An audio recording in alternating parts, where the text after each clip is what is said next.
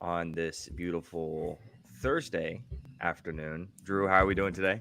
Oh, we're doing great. Giants won today, beat the Red Sox. Mike Yastrzemski homered, grandson of famous Red Sox Carl Yastrzemski. So everything's right in the world. So, You probably what we don't even know have, who that is, but that's nope, okay. no idea. Um, on the docket today, we are going to be giving out our NFL draft grades, and then we're going to kind of recap, review, go over the offseason of the teams that lost. Also, each one of the playoff series that are still going on. We're going to go ahead and go over all of those starting now. So let's go and start with the NFL draft grades. Drew, let's just go by alphabetical order. And then on YouTube, I'll go ahead and just cut up each one individually so people can click on them and get mad at the team individually instead of having to sit through an entire division. Arizona Cardinals, their draft grade, what did you give them? Are people going to get real mad because spoiler alert, you shared your grades with me and you weren't too critical on anyone. No, but I don't know what you did. I think that I'm probably going to try to be a little more, you know, combative with you. You're the bad cop in this situation. Well, I mean, doom and gloom is just much more exciting than anything. As I start my podcast movie here, for those that are unaware, I always watch a movie during the podcast. So let me fire that up with no sound. The Cardinals, I'm gonna go with a B minus. Okay. Um, why is that? Because I gave them an A minus. I saw this draft pretty successful for them. I just felt like with all the talk about what could happen at 4 and all the assets that they could add and all the things that they could do, they stick there. They go Marvin Harrison Jr. Mm, And if we fast forward 10 years into the future, is Marvin Harrison Jr. the best wide receiver out of this draft class? Maybe. Chances right. are he's not, just strictly probability. And if you can jump, go down 5 or 6 picks, um, and pick up a neighbors or pick up a Rome or something like that, and restock a little bit, then there was just so much talk, um, that it was just kind of like, I think maybe a little underwhelming for me. I love Max Melton, so that was a great pickup for them.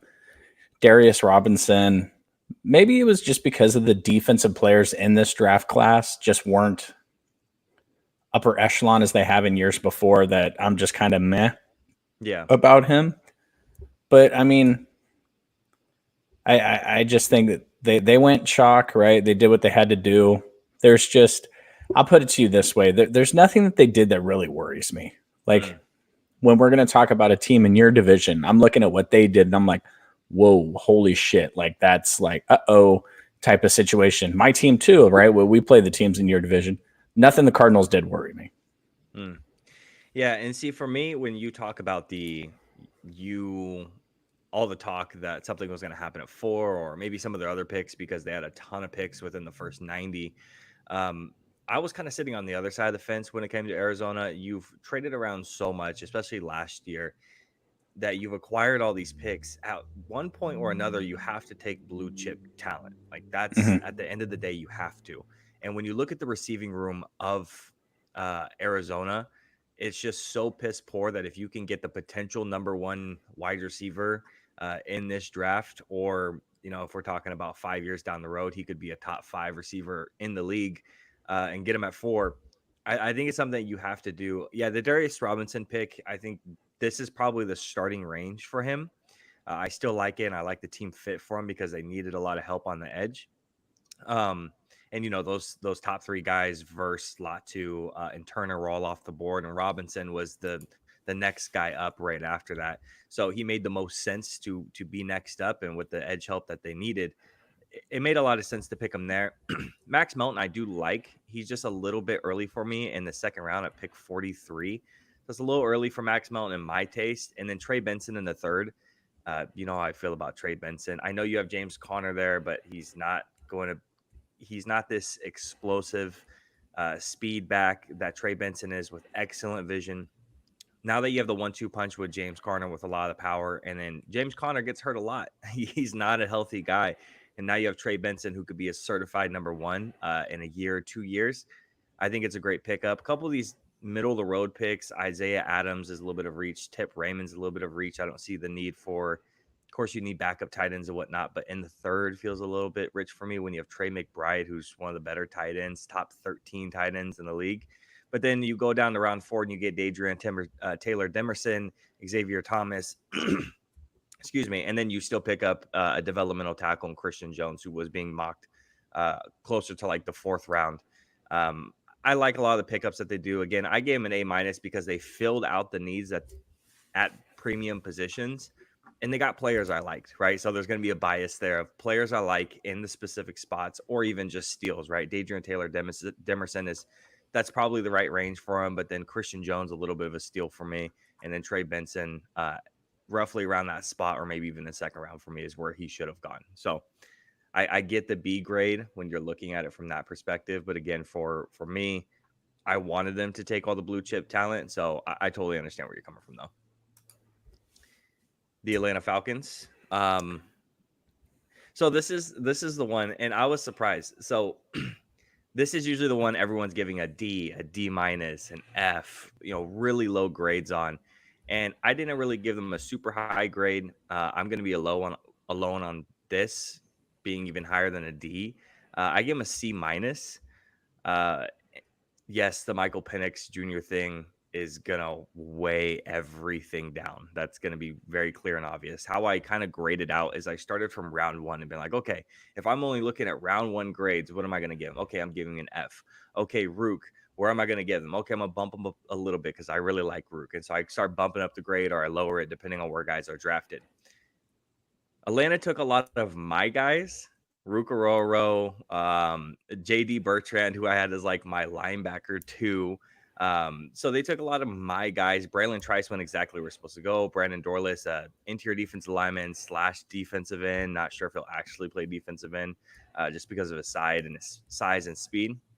To me, the only really confusing pick that holds the entire draft down is the Michael Penix Jr. pick, which I know the conversation is, oh, well, there's an out in Kirk Cousins' contract in 2 years, and you can go ahead and move on from him, and Michael Penix can start in 2 years. But if you're going to do that, and this is my quarterback 3, and he's my quarterback 3 to like start immediately, not sit for 2 years and be like 27 years old when he's first starting.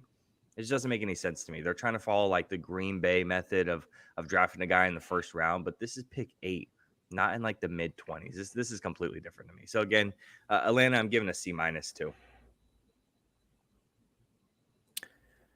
I like what Atlanta did with Michael Penix. I think they took Rook way too high. They also traded up to take him too high, which is an awful use of your picks. The Falcons are going to be good the next 2 years. They're not going to have an opportunity to draft this high again. Kirk Cousins is going to be really good. But if he's not going to be healthy for OTAs. So who's taking all those snaps? He may not be healthy for the first couple of weeks of training camp. So who's taking all those snaps? And what if he has a little bit of a setback in the preseason? Who's taking all those snaps? Michael Penix. And then Kirk comes back and they win 10 or 12 games this year. Okay, they're in the back half, the back 20. They win 10 or 12 games, they're in the back 20. I actually don't hate that they identified Michael Penix as the player that they wanted to draft and move forward with. And I'm going to go ahead and chuck the conventional wisdom with everything that happened here and the way they did it. I was actually pretty okay with the way they went about it. So I just think that one injury setback to Kirk Cousins and your Super Bowl aspirations are completely out the window with this team if you're going back to Desmond Ridder or Taylor Heineke or whatever you're doing. So I don't hate it. He's going to get a lot of work in the offseason to see where he's at and what he can do. And, Drew Bledsoe goes down and Tom Brady never gives the job back. Yeah. And Tony Romo goes down and Dak Prescott never gives the job back. So there's a lot that can come of this. I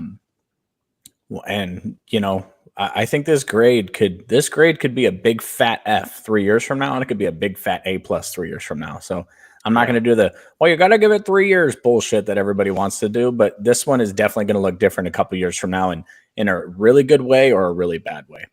Frankly, the 49ers had a terrible draft a couple years ago, but with the last pick, they found their starting quarterback. So if you nail the quarterback, nothing else matters. That's true. Yeah, absolutely. I didn't give it a grade. I'm going to go C+. Okay, cool. I hate trading up for Rook. I hate giving up assets to trade up for him there. And I like him too. But at 35, I just no thank when you. he was probably going to sit there. I mean, I don't see another team, especially with the assets that were sitting there as well. Johnny Newton, Braden Fisk, like these guys were already sitting here who were both ahead of Rook for me. And I had Rook really high, but Rook was my 3. So the only other guy is actually Braden Fisk was ahead of him. So that's the only other guy I would have seen as like, maybe I would have taken him, but he maybe doesn't fit in Atlanta's scheme. So they really wanted Rook. And if they had some type of inside knowledge that someone was going to take him, I get it. But there were still a lot of other options, even if you sat at your place. The Baltimore Ravens. Go ahead and start this one off. I gave the Ravens an A. They had one of the higher grades for me. Nate Wiggins, I know we kind of dropped him a lot in some of the stuff leading up to the draft, but when you got Marlon Humphreys and you got Kyle Hamilton, Nate Wiggins' speed, he cycles right in with that defense. I know the 49ers were super interested in Rosengarten, thinking that he could start at right tackle for them as a rookie. Obviously, you see the idea there. Devontae Walker, you and me mocked him in the 3rd round, I think, in our 3rd round mock that we did go into play for the Washington Commanders with his boy Drake May, and then TJ Tampa. Obviously, like I mentioned, we all wanted to know why this man slid because I saw him as high as the 1st round of the 49ers in people's mocks. So I just think they nailed multiple. Nate Wiggins starter. TJ Tampa could be a starter. Rosengarten can be a starter. Devontae Walker could be really good. They're just hit. And when you're at the upper echelon competing with the Kansas City Chiefs every year, this was a super important draft to them. They have to nail these picks. So I think they did a good job. Yeah, this is my 1 of 2 A+ grades. So Nate Wiggins, obviously, this is like right around the range he should have gone. His skill set alone is probably corner 1, but with the injury concern, his weight concerns, he has a couple of things about him that are really, really they're concerning. And taking him at the back half, that's where you take guys who have concerns or they have a lot of upside. That's exactly where you take these guys. So taking Nate Wiggins at pick 30 is exactly perfect. Rosengarten was on, who was it? Mel Kiper's, one of Mel Kiper's 1st round mocks. He was getting into the 1st round. So Rosengarten at the back of the 2nd is not someone that we mocked there, but apparently the NFL was a lot higher than we were. Adisa Isaac, probably one of the better stories in the league. The Athletic did a really good piece on him very recently about his siblings and then being nonverbal and what he wants to do after the league. And so they did a really good piece on Adisa Isaac, probably immediate starter coming in. Tez Walker, again, we, just like you said, mocked him in the 3rd. I have him in my top 10 of receivers, and he goes in the 4th. And TJ Tampa, another potential 1st round guy that you're getting in the 4th. So it seems like, and the thing with Baltimore is they're so good at drafting. That's what some of my grades come into play too, is they're so good at drafting that I can't question some of it so much because they seem to hit and hit and hit and hit and be able to develop these guys to be really, really good players. Justin Matabuke was not this like top perennial guy, but then he developed into it because of the coaching and the staff, and they turn these guys into really good players. So that kind of factors in a little bit. Baltimore's a really good drafting team, and they took a lot of guys that I ranked up a lot higher than where they took them. So that kind of gives credence to my A+ grade.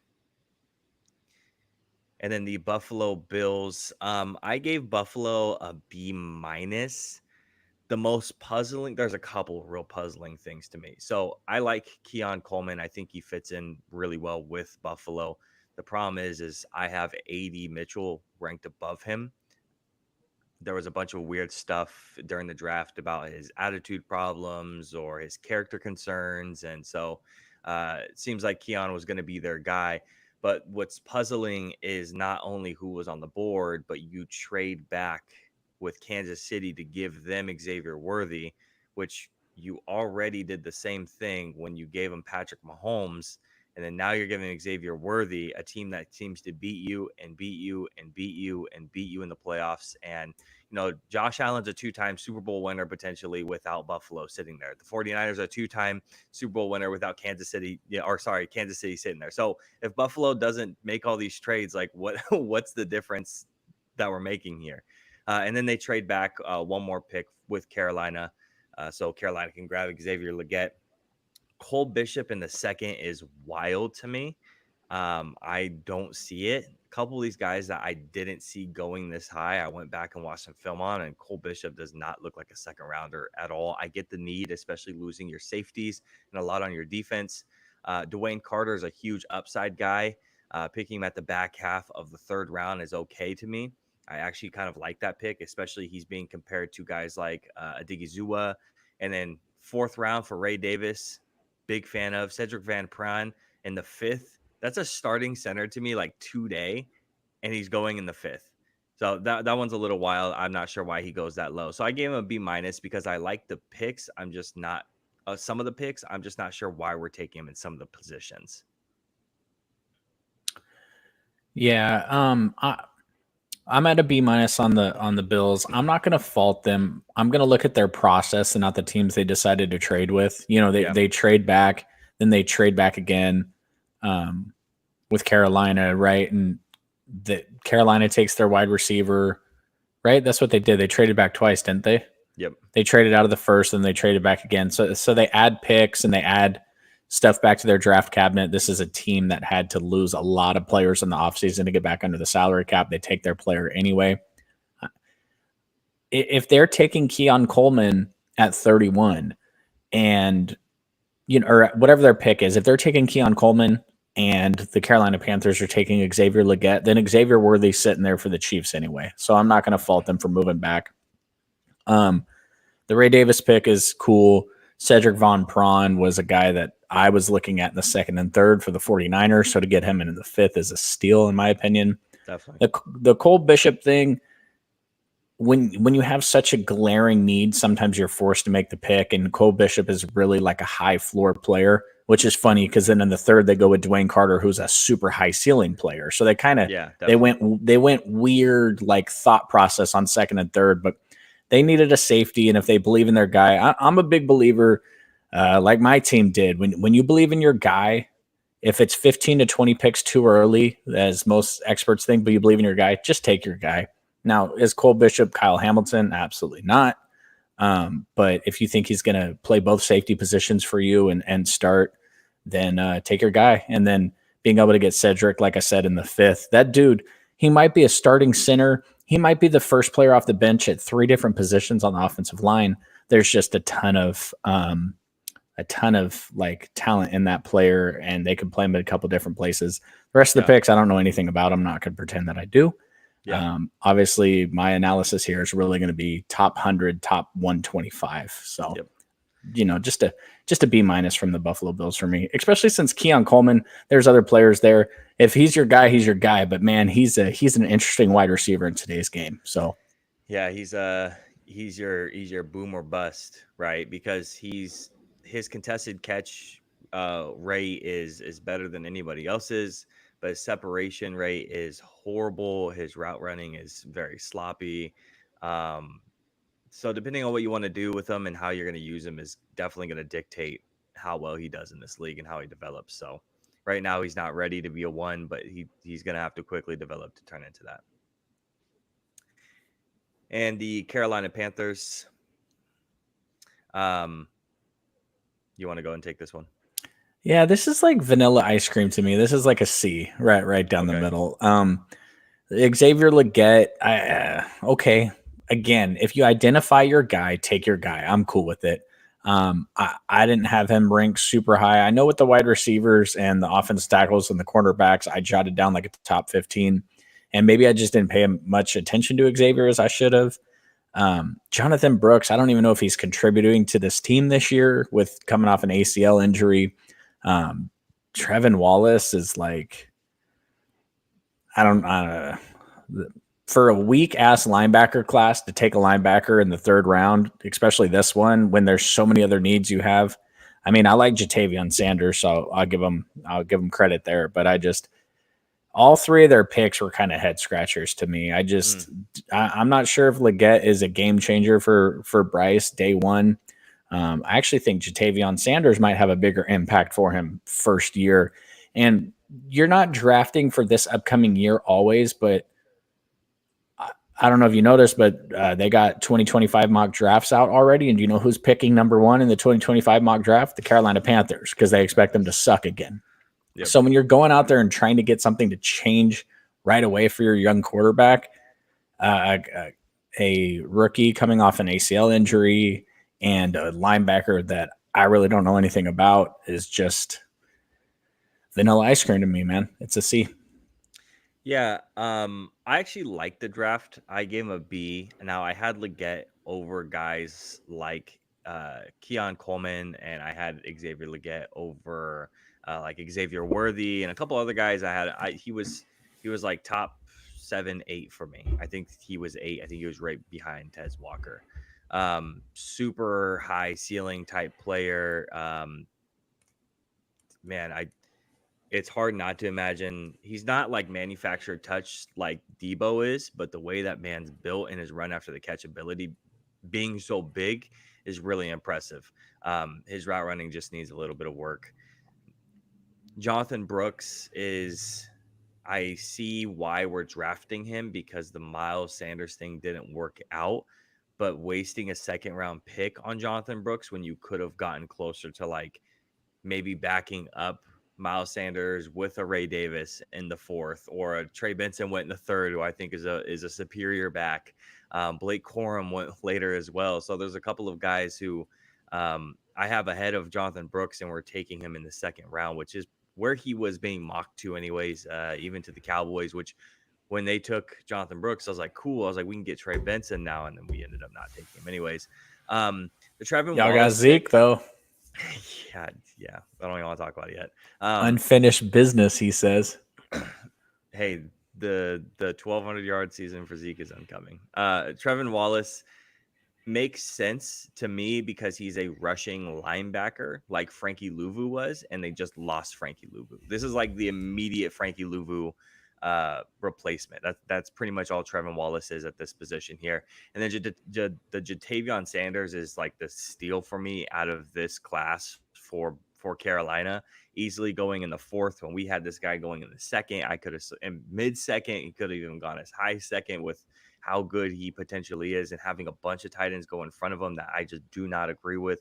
I gave them a B. I like the draft. I think there's a couple of confusing spots, like the Jonathan Brooks thing is weird. I don't mind the Trevin Wallace thing. Xavier Leggett going that high. You got to take your guy where you're going to get him. So, and getting Bryce more weapons has to be the most important thing right now. So I'm giving them a B. Moving on to the Chicago Bears, if I can scroll down. There we go. A very small draft class, but this is an A for me. You get Caleb Williams. Obviously, you have the number 1 pick from Carolina. He's the best quarterback in the class, best player in the class, potentially super high up, upside. Rome Odunze, wide receiver 2 for us. Kieran Amagaji in the 3rd is, to me, perfect for a developmental tackle. He was like right outside the top 10 for my tackles, and going in the 3rd, not going any higher than that, because I saw Kieran like kind of late 2nd, mid-2nd sometimes, and I'm like, that's way too early for a kid who played at goddamn Yale. And then going back, the thing that's a kicker for me is going back and trading back into the draft, because after the 4th round pick, they were done. Trading back into the draft for the 5th and getting a super high ceiling guy in Austin Booker, who's super bendy, super athletic, but needs a lot more work and probably should have went back to school. getting him in the 5th is great because you can develop the shit out of him behind a couple other guys, and hopefully it works out for him. So I'm giving them an A because of just you got a couple of immediate impact players in the first 2, and then 2 potential starters in the next 3 years in the other 2. Yeah, I got 2 grades on this one. I'm going to go ahead and give your draft analyst on this podcast an F because you used the phrase the thing that's a kicker for me and didn't mention them taking a punter with their 4th pick. So that's a fail because I thought you had something nice teed up there. Man, with such a small draft class and not a lot of picks in this draft, do you maybe wonder with a wide receiver room of Keenan Allen and DJ Moore already, do you trade out of that number 9 pick and add a 2nd and a 3rd or a 2nd and a 4th and then take one of these guys 18 to 25 anyway? Maybe you do, but in terms of value and all this stuff, we have to give them nothing but an A. But it's definitely something to consider with all the capital they've lost over the years now for some of the moves they've made. You really, when you have these small draft classes, the Rams have found out about this, the 49ers have found out about this. You have to hit these picks. You can't just be wasting picks when you don't have a ton. So it's Absolutely. An A for value all over the place. I gotta say, I'm glad they took the offense tackle from Yale. That way we weren't tempted to, just because that's kind of a little suspicious to me, but we'll see. And then the Cincinnati Bengals, go and take that one. I am going to. I'm going to go answer my front door. I'll be right back. I guess you'll take the Cincinnati Bengals. Cincinnati Bengals going with a B+ for me. Taking Amarius Mims in the 1st is a huge home run because of the potential that he has. He's only played 8 games. He has a ton of potential. There's some injury concerns because playing at 340 pounds and 6'8", and being that nimble you are, when you see athletic specimens like this, most of the time when they're draft busts, what do you see? Do you see them having injury concerns? So that's a little concerning for me, but Marius Mims is still in my top 5 of offensive tackles and went exactly where he probably should have.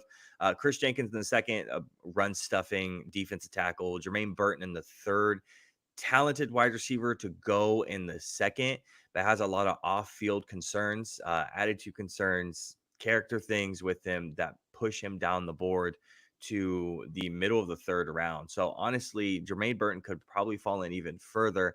I like the talent of Jermaine. He's like a top 15 wide receiver for me. But again, you have a lot of concerns there. And then Eric All in the 4th, you're getting somebody who I know that you guys signed, Mike Gesicki. I get it, but this is another true receiving tight end that can help Joe Burrow out. We're talking about weapons on weapons on weapons. So yes, you have Jermaine Burton. Yes, and I know you have that young slot kid as well over there. You have T. Higgins, you have Jamar Chase, you have all those weapons, but giving him Mike Gesicki and Eric All, surrounding him as much talent as possible is going to be incredibly important for Joe Burrow, and getting safety blankets around him and additional tight ends is really important as well. The rest of the picks, we're not talking about immediate impact players or even super big developmental guys. So again, B+ is where I'm at. My favorite pick of the draft is probably going to be the Amarius Mims pick. And then the steal is probably going to be closer to Jermaine Burton. So I went B+ with Cincinnati. Yeah, I don't disagree. I liked a lot of what they did in the 4th, 5th, and 6th rounds, just as much as they did with their first 3 picks.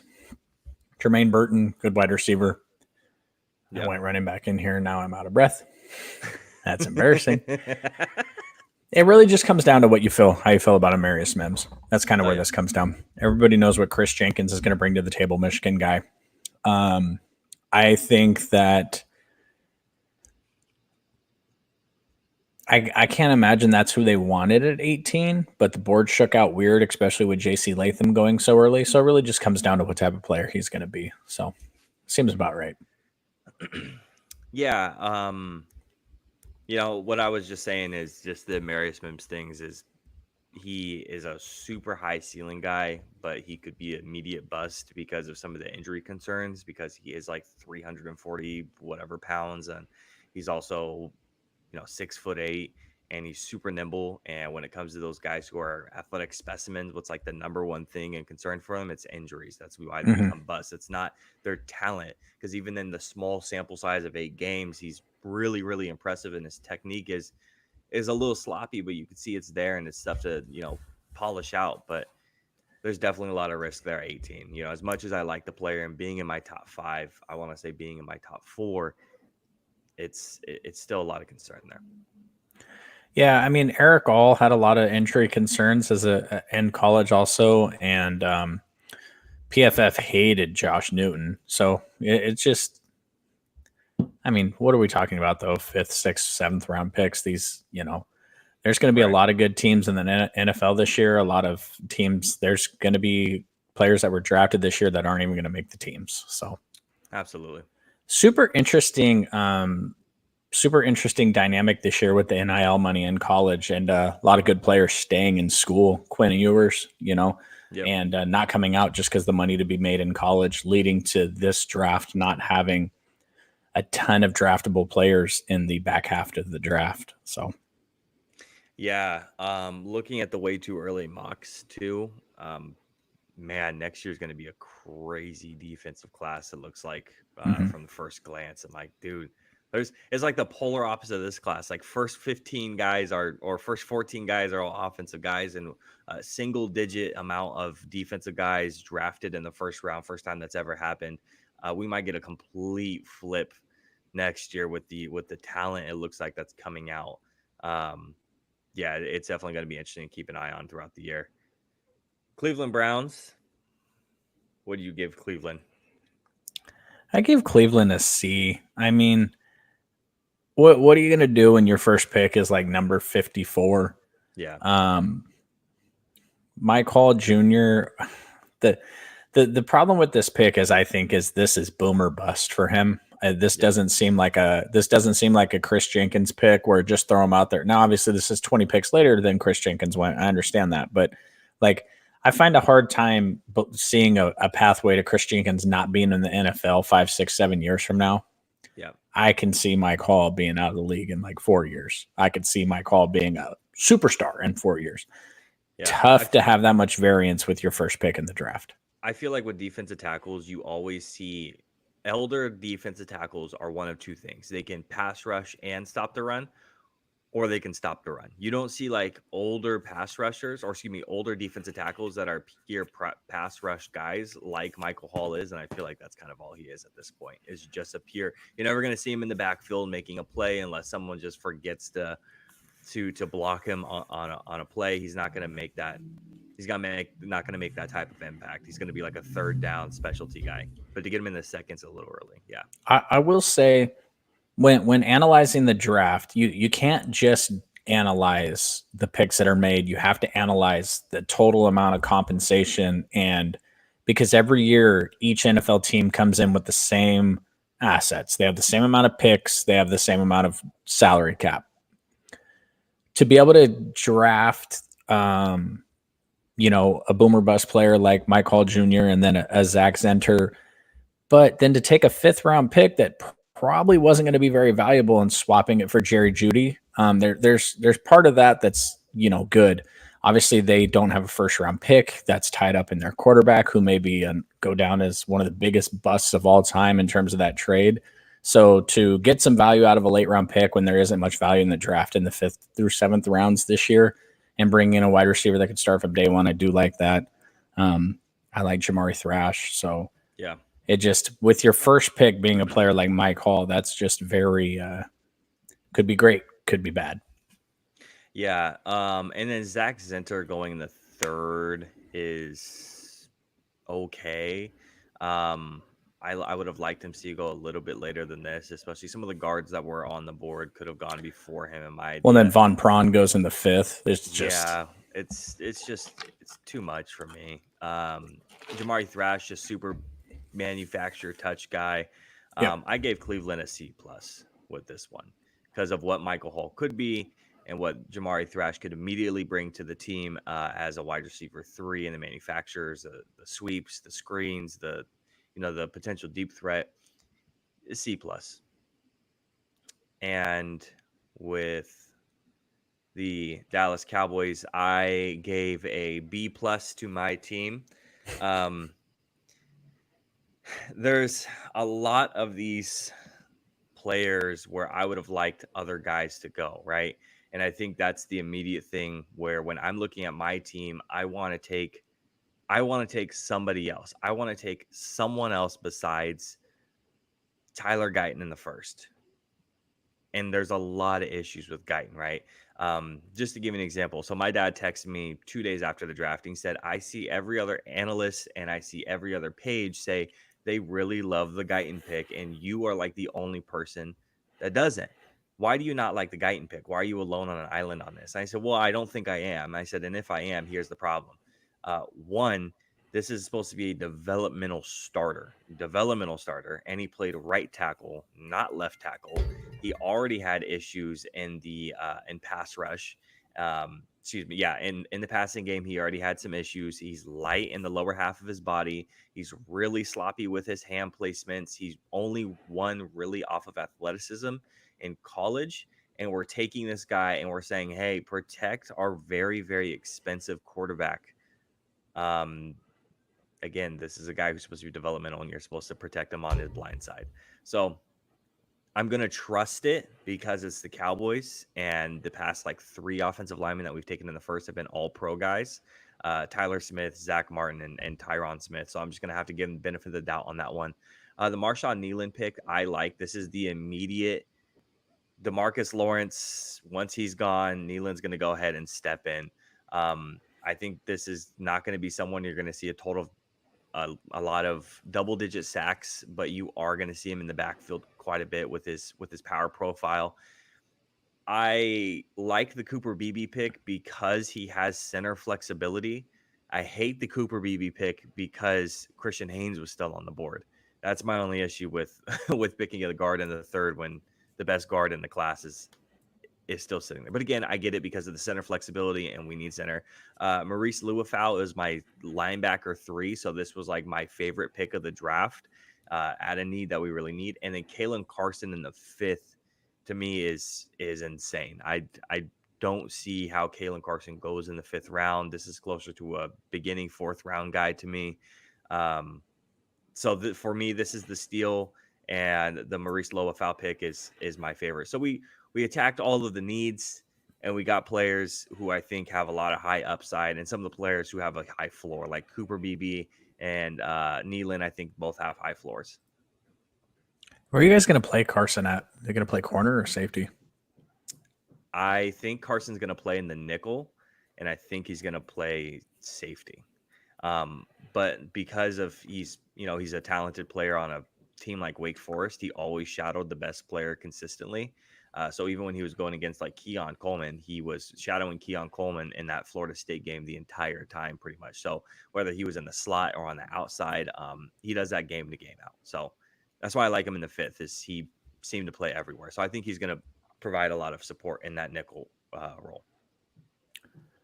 Yeah, I did a lot of, obviously, Cowboys 49ers centric pod. So I did a lot of research on your guys' picks to try to give it a fairly like good grade that would stand on its own. And one of the things that I noticed was Kalen Carson was a 2nd round pick mocked last year, the year before the too early mock draft. This was a guy that could go in the 2nd round.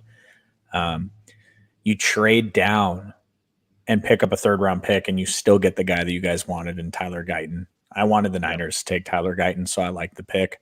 Yep. Marshawn Kneeland, for a player that you don't need to impact next year, it's a good pick. Cooper Beebe, I had him ranked a little bit higher than you, but obviously behind Christian Haynes. I was originally giving you guys a B- because I hate the fact that you didn't fill your biggest hole on your team in this draft. But then I thought about it, and I was like, well, the value of where they got the players and who they got and the moving up and down the board and everything that you guys did, I think it's an A- to me. Yeah, I think that's fair. My only gripe with my number one gripe with the Cowboys draft is not the Guyton stuff, because like you brought up, trading back in the first is really what gives Tyler Guyton a little bit more like, okay, I get it. Like not only did we pick Guyton, but it allowed us to pick Cooper Beebe as well. is the Ryan Flournoy pick, the wide receiver out of the Southeast Missouri State, when Brendan Rice was on the board still. That really like irked me a lot. That bugged the shit out of me. So that really pissed me off. Like that was the one thing while I was still watching for the Cowboys picks, and that pick came in. I'm like, what the fuck are we doing when he's like best available player, and the next best available player like after that is some fucking nobody. Like, what are we doing? So that's the only part where I was like, dude, this is fucking ridiculous. Bro, Jerry Jones ain't drafting Jerry Rice's son. Get the fuck out of here. There ain't no way. Denver Broncos, you want to go and take that one? Yeah, I don't know what to do here. I guess it's a B minus, C plus for me. I think out of all these quarterbacks that we're looking at, Bo Nix is the one that's going to be like the most Sam Darnold-y. Like the dude might be around, but he's going to be on a backup role by the time his second contract rolls around.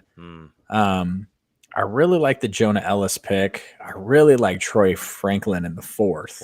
Yep. I think that's great value there. But it really just it depends on what you think of Bo Nix. And at number 12, even though we knew this was going to happen, but what are you going to do? You're not taking a player at 12 that's going to change your season next year any more than quarterback. And with Penix going 8, I really thought that Penix was the quarterback for the Broncos with Sean Payton. And so what are you going to do when he goes 8? So I guess I'll settle in at a B minus just because they filled the quarterback. I like the next 2 picks they got. I love Troy Franklin in the 4th, but I don't know about Bo Nix, man. Yeah, I give him a C plus, and a big part of it is Bo Nix there at 12. Obviously, I had Bo Nix rated maybe a little bit higher than you did, but it's still at 12 is just way too high. I mean, there was a lot of quarterbacks in the draft who just went a little bit too high, in my opinion. So that's like kind of the whole thing that's holding the entire grade down, just like you were talking about. Jonah Ellis in the 3rd could be really, really good. Troy Franklin in the 4th is ridiculous, and he should have gone a lot higher than that. Chris Abrams-Draine, cornerback, I saw going in closer to like high 4s, late 3s. And then Audric Estime I know is like a cult favorite running back for a couple of groups of people really like Audric Estime. So for a running back room that seems to have a lot of trouble staying healthy, grabbing another one to go by committee, it just kind of makes a lot of sense. But again, Bo Nix is really the main thing that's holding this entire class down. So the C plus there again, and I get it. You don't have a 2nd round pick, and all the quarterbacks are flying off the board, and the next closest quarterback is like 4th round. Spencer Rattler, and he's not starting for your team. So I get it. It's just unfortunate with how the board fell for them.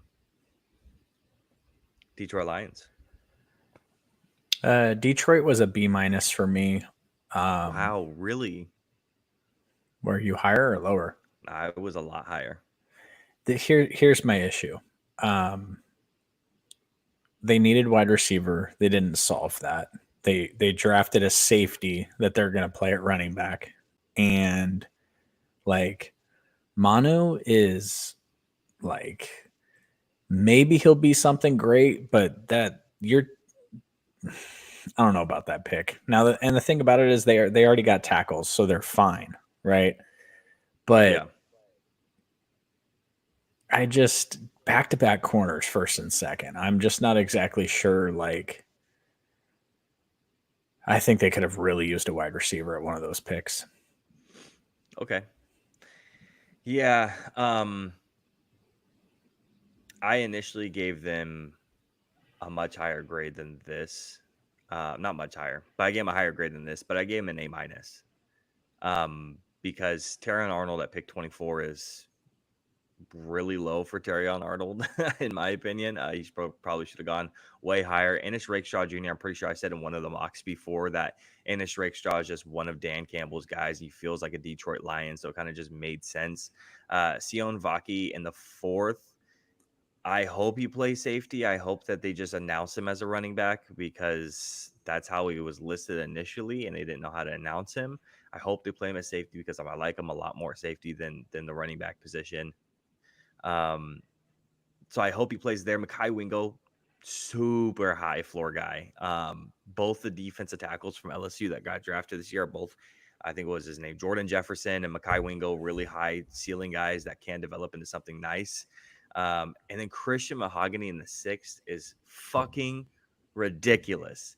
That is the biggest travesty to me, that Christian Mahogany goes in the 6th round. This is a second round guy to me. Going in the 6th it might be close to my steal of the draft at that position there. So I gave him an A- because of, you're solidifying your cornerback room.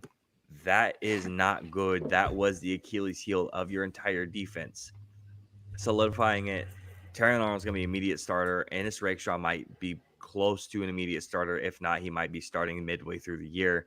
And again, some just either backup help at running back or safety, or shit, they might say, hey, we have an athlete with the new kickoff rules that we're going to go ahead and just use you in the kickoffs. And then just 2 high, really, really high ceiling guys in Mahogany and Wingo. So I gave him an A-. The Green Bay Packers, who had a shit ton of picks, as it literally takes a little bit to even scroll through all of them, I gave them a C. With all the picks that they had, some of them were really confusing. Jordan Morgan at 25 was probably where that conversation was starting. I had a lot of other guys in front of Jordan Morgan. I get it. He's a really high floor talent, and you need somebody to play that left tackle position to protect your quarterback in Jordan Love. Edgerrin Cooper, potentially, I guess, maybe playing edge. I don't see edge. I don't see Edgerrin Cooper as an edge at all. And I'm not even the biggest fan of him. I think he's a developmental linebacker. I know you liked him a lot more than that. But you have linebackers, and you have Mike linebackers, and you have off-ball linebackers already, and on-ball linebackers. You kind of have your linebacker room filled up already at that point. So picking him in the 2nd, it's a little puzzling. Javon Bullard at that position in the late 2nd is good to me.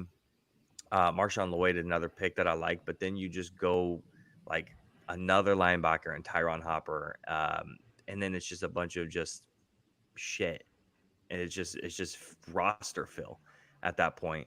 I talked to you and I said, hey, don't be surprised if they package up a bunch of these picks and try to go up in the 1st or something like that. I'd much rather them try to move up with a lot of these than pick some of the roster fill that we got out down here. And I know it's a really young, talented team here, but that's when you should be maybe trying to take more blue chip talent and taking those picks and moving up. You have that ability because your team is so young.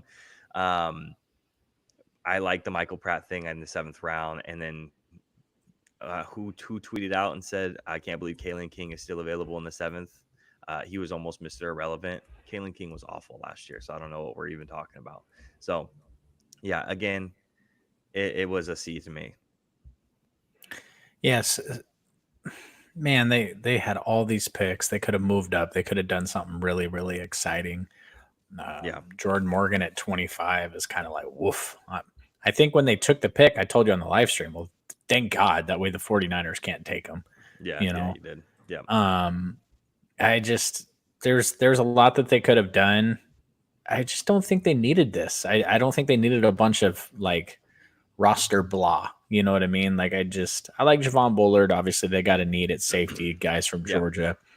Marshawn Lloyd at running back. Okay, whatever. Do you need a running back in the 3rd round when you have Josh Jacobs? It's just, and I love your 2nd string guy too. So I love Edgerrin Cooper, and then you follow it up with Tyron Hopper. I'm just a lot of it just seemed like, I don't know, it seemed like very Madden-y to me. You know what I mean? Like It's like when you're drafting in Madden and you're like, all right, I'm not re-signing anyone over the age of 28. I'm just going to let all those guys go. And now I need 6 guys at these positions. They're never going to play. They're just going to be backups, but I need the roster. So I'm just going to go, okay, linebacker here, running back here, offensive tackle here. That's kind of what it felt like to me. So I always look at it like the season they had last year. What from this draft class stands out to you that's going to help them take the next level? Maybe Bullard, but now that's, that's almost a 3rd round pick there. We'll see. If I was an expert, I'd be in a front office somewhere. Right. And then we have the Houston Texans. Um, Houston didn't have a ton of picks, especially really in the top half. Is They didn't really have a lot, but I still gave him a B minus. Drew's guy, Kamari Lassiter, going in the second is where he should have probably gone. Blake Fisher in the late second. I love that pick for them. Kalen Bullock in the third and Cade Stover in the fourth. All guys who I think are all going to make immediate impacts. You're not going to look at Cade Stover at the end of the year and be like, oh, wow, he had 600 receiving yards last year. No, this is probably like a 250-yard rookie tight end. But he's a really, really good blocking tight end. And when your starter is Dalton Schultz, who's really, really good in that regard and receiving, you need someone who can back it up with blocking when you have two tight end sets out there. So Cade Stover immediately comes in, and his blocking grade is I know isn't phenomenal, but if you go look at the film, I don't know where he's missing blocks or he's missing an assignment. So I think he's pretty phenomenal on that end. So I think they filled out a couple of really good roster spots to a team that looks pretty fucking stacked already. And you're just adding more young talent to it. So a B minus for me. Yeah, to me, excellent value on Lassiter. Big fan of him. There's two years in a row I've been massive fans of two corners. You know, Ringo last year and now From Lassiter Georgia. this year.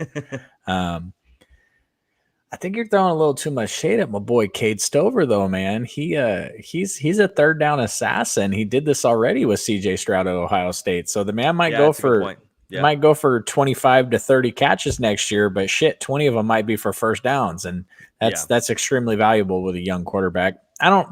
There's nothing they did here that like blew my socks off, but there's nothing here that they did that I hated. I've seen a lot of people giving them A's. About that. I just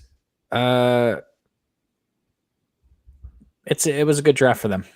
This is a team that needs to get better, and they were a year ahead of schedule, and now they're adding a player like Lassiter to a really good defense, offensive tackle depth, adding a safety, Cade Stover. I like their off-season grade is very, very high. Oh yeah, definitely. So when you have a massive off-season, when you make massive upgrades in the off-season, you have very few holes. And I think that they've packaged this off-season free agency and the draft together nicely, and look out next year. Definitely. What about the Indianapolis Colts? What do you give them? I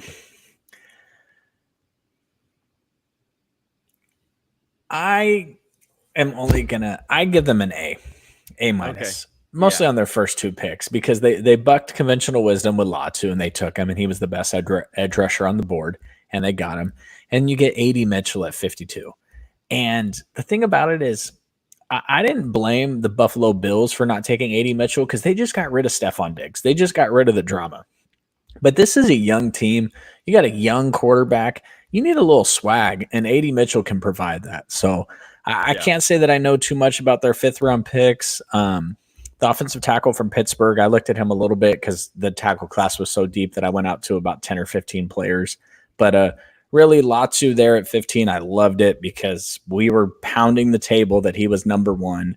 Yep. And then A.D. Mitchell falling and them just coming up and doing what they need to do to take an impact player. It really just this whole thing just kind of relies on if their quarterback's healthy, because Gardner Minshew's gone, and we'll see. This is a draft that could prove pretty pivotal to them if they're going to take the next step here with Anthony Richardson. Yeah, this is also an A minus to me. Latu and Mitchell, obviously the big parts of that. I'm not gonna act like I watched a whole lot of Goncalves from Pitt.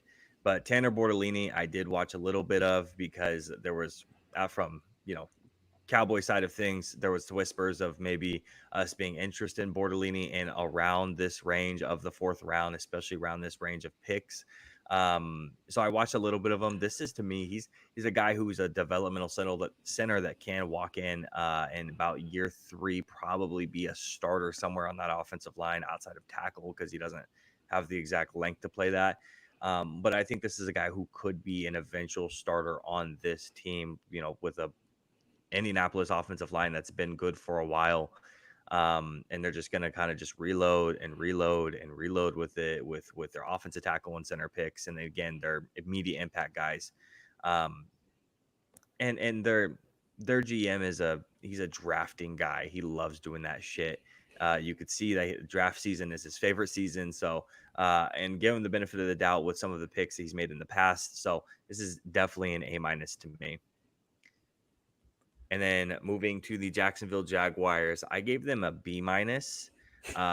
The Brian Thomas Jr. pick, moving back, and then still getting your guy and getting the return that you did, I really, really liked. Mason Smith in the second is super high to me. I don't like that one at all. I mentioned 2 defensive tackles from LSU. I didn't even mention Mason Smith. I mentioned Jordan Jefferson and Mekhi Wingo because those are the guys I was familiar with. Mason Smith, not at all, because he was the guy that was buried on the depth chart to me.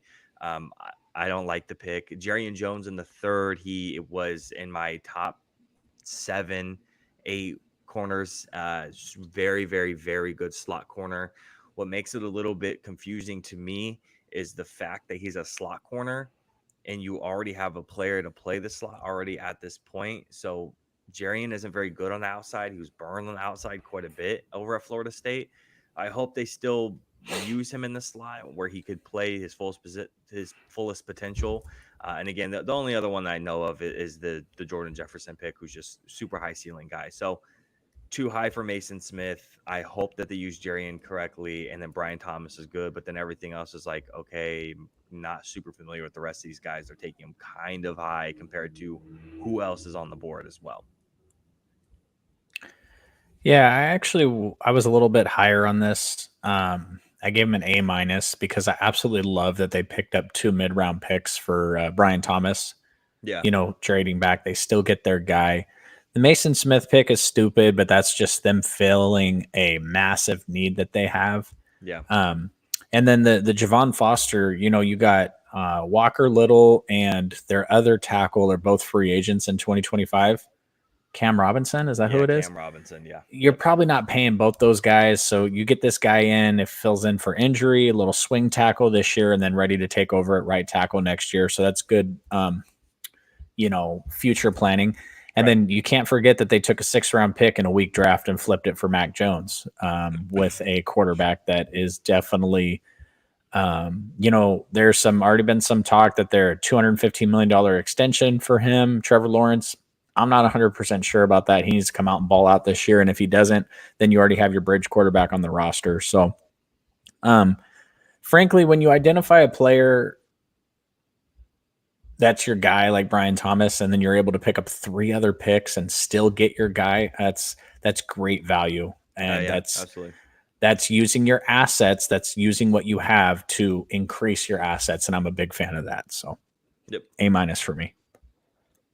Get it? And then moving on to your favorite team, the Kansas City Chiefs. What do you give Kansas City? I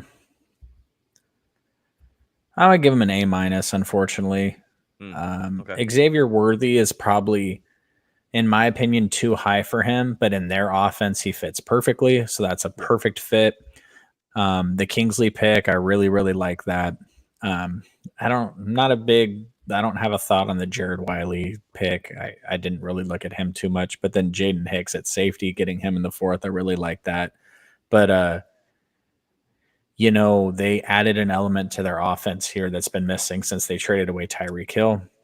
Although I shouldn't say it's missing because they've won 2 Super Bowls since they traded away Tyreek Hill. So it's really hard to be critical of anything they do at this point. They had no wide receivers on the roster last year, and they were still insanely successful and won a Super Bowl despite losing in the overtime. Being behind in overtime, they won the Super Bowl. But I mean, I like the offensive tackle pick, and Xavier Worthy is, he ran the fastest 40 in combine history. Blah blah blah blah blah. Yeah, I gave it a B+. Worthy too high. Obviously, if he goes to a place like Buffalo, then it's like a really, really lower grade because Xavier Worthy can't play in the cold, most likely. So I have a lot of questions with Worthy, but in that offense, I think it definitely is okay. Kingsley Sumatia is like my tackle 10, and to be a developmental tackle and get him at the back end of the second is really good. You and I actually mocked this the opposite way. We had them taking like Guyton in the first and then taking a wide receiver in the second. So we had this the opposite way, which is they ended up doing it anyways. Totally okay. Yeah, I haven't looked into Jared Wiley too much, but getting another tight end on the roster with when Travis Kelsey is getting older, even though he just did sign an additional extension. Jared Hicks in the fourth is a great value. Hunter Norzad, another one of those guys I looked into at center because I thought Dallas was potentially going to pick him maybe in the fourth or the fifth. If they picked up a fourth. I thought this is a guy that maybe we would have picked up. And funny enough, it's a pick from Dallas that ends up giving them Norzad.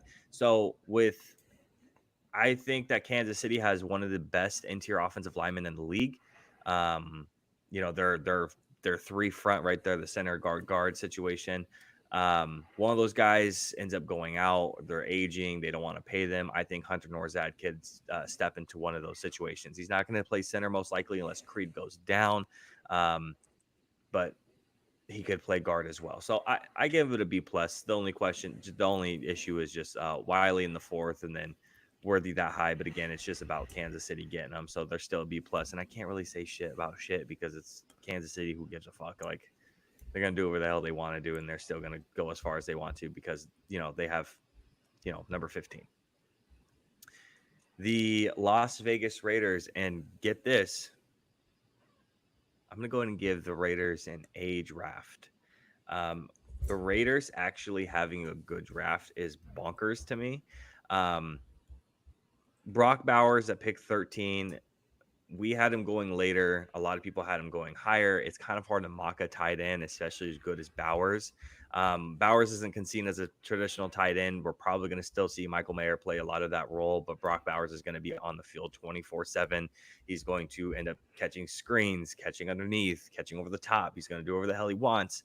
And he's going to be that ultimate safety blanket for, I guess, Gardner Minshew, Aiden O'Connell, where we're starting at that place. So Brock Bowers 13 is just best player available. Jackson Powers Johnson, the best center or the second best center, however you want to see him in this draft, going in the second is really good. DeMar Glaze, I'm not a fan of going in the third, but Demetrion Richardson, developmental speed corner, shoots out of a cannon. Tommy Eichenberg is a pure linebacker to use on passing downs, third down linebacker, not for rushing, but for coverage. He's a really good coverage back. So linebacker. So I really like that what they did, especially again, those first two picks really kind of sway my opinion heavily. And then I like the development they got in the fourth and the fifth round moving forward, especially a team that needs, a lot of the offensive line help, that needs more weapons. They need corner, they need linebacker, they need it all. And I think they filled out a lot of those needs in this draft with good value.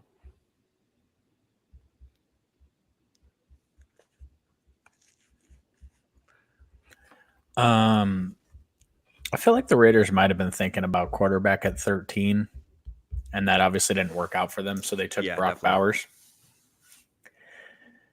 It's a curious pick to me. I'm gonna give them a B plus. I feel like maybe they had a different player they were targeting, and then they just went best player available.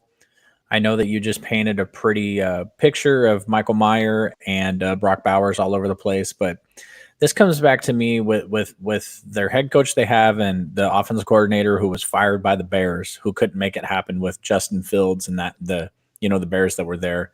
Now, obviously, we aren't that high on Justin Fields. I just wonder if they're going to be able to utilize Brock Bowers in the way that they need to make him worth the 13th pick for them.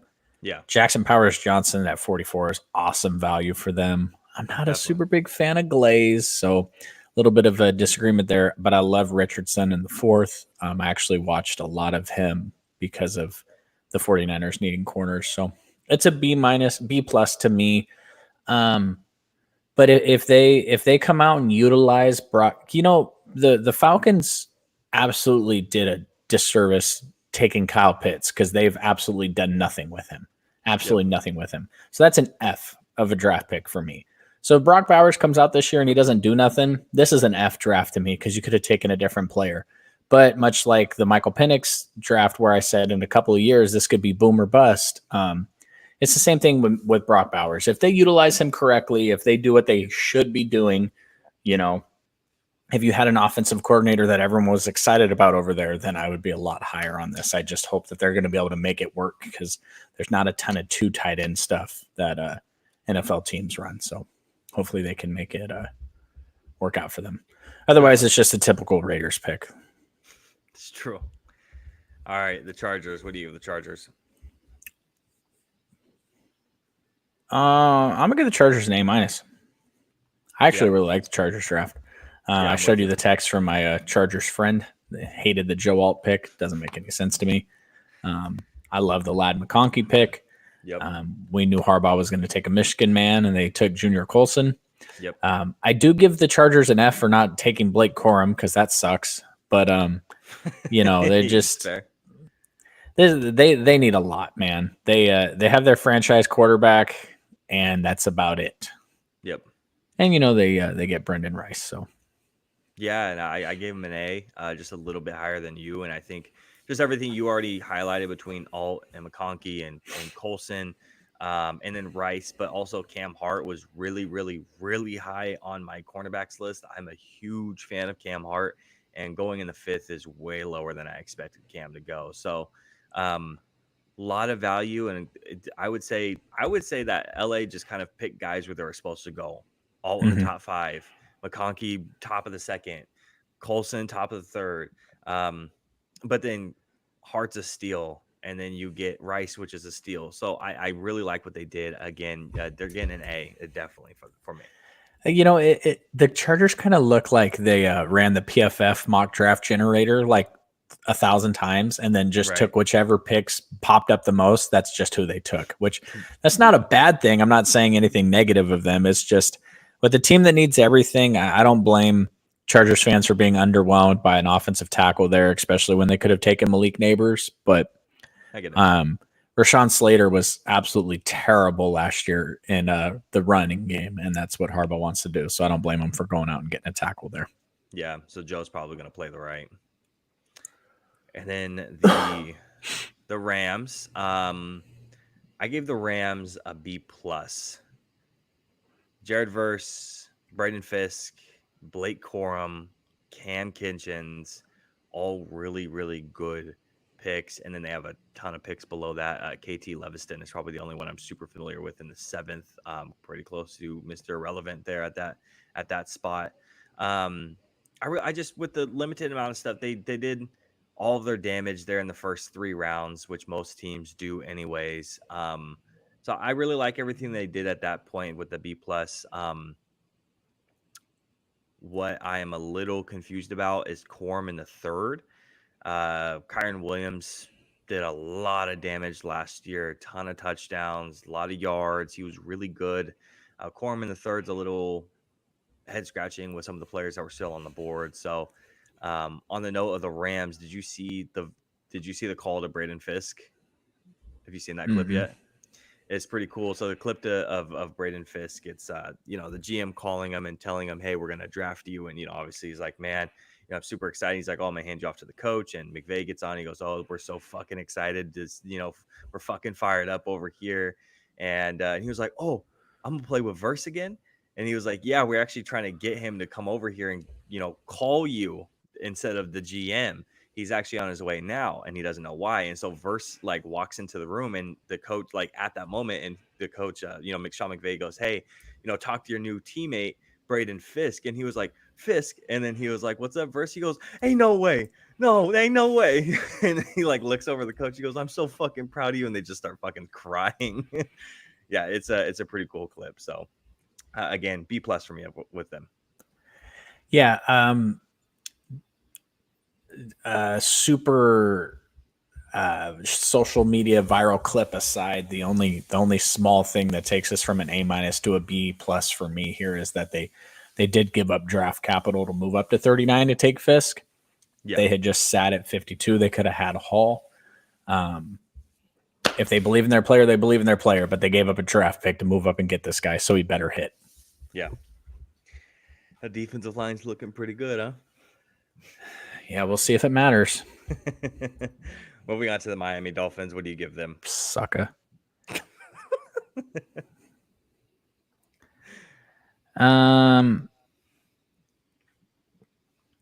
This is a C plus to me.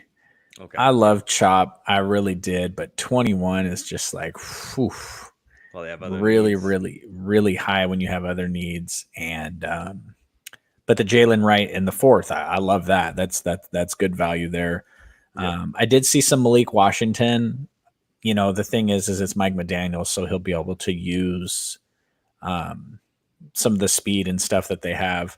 It's funny. I see Chop and I see speed, and I'm like, oh yeah, that makes sense. No wonder Mike McDaniels loves him, even though he doesn't have much to do with the defensive side. But right. you know, we'll see. That's going to be an absolutely phenomenal pick or an absolutely terrible pick. Again, I don't think Chop Robinson is a middle of the line player in the NFL 8 years from now. He's either booming or he's out.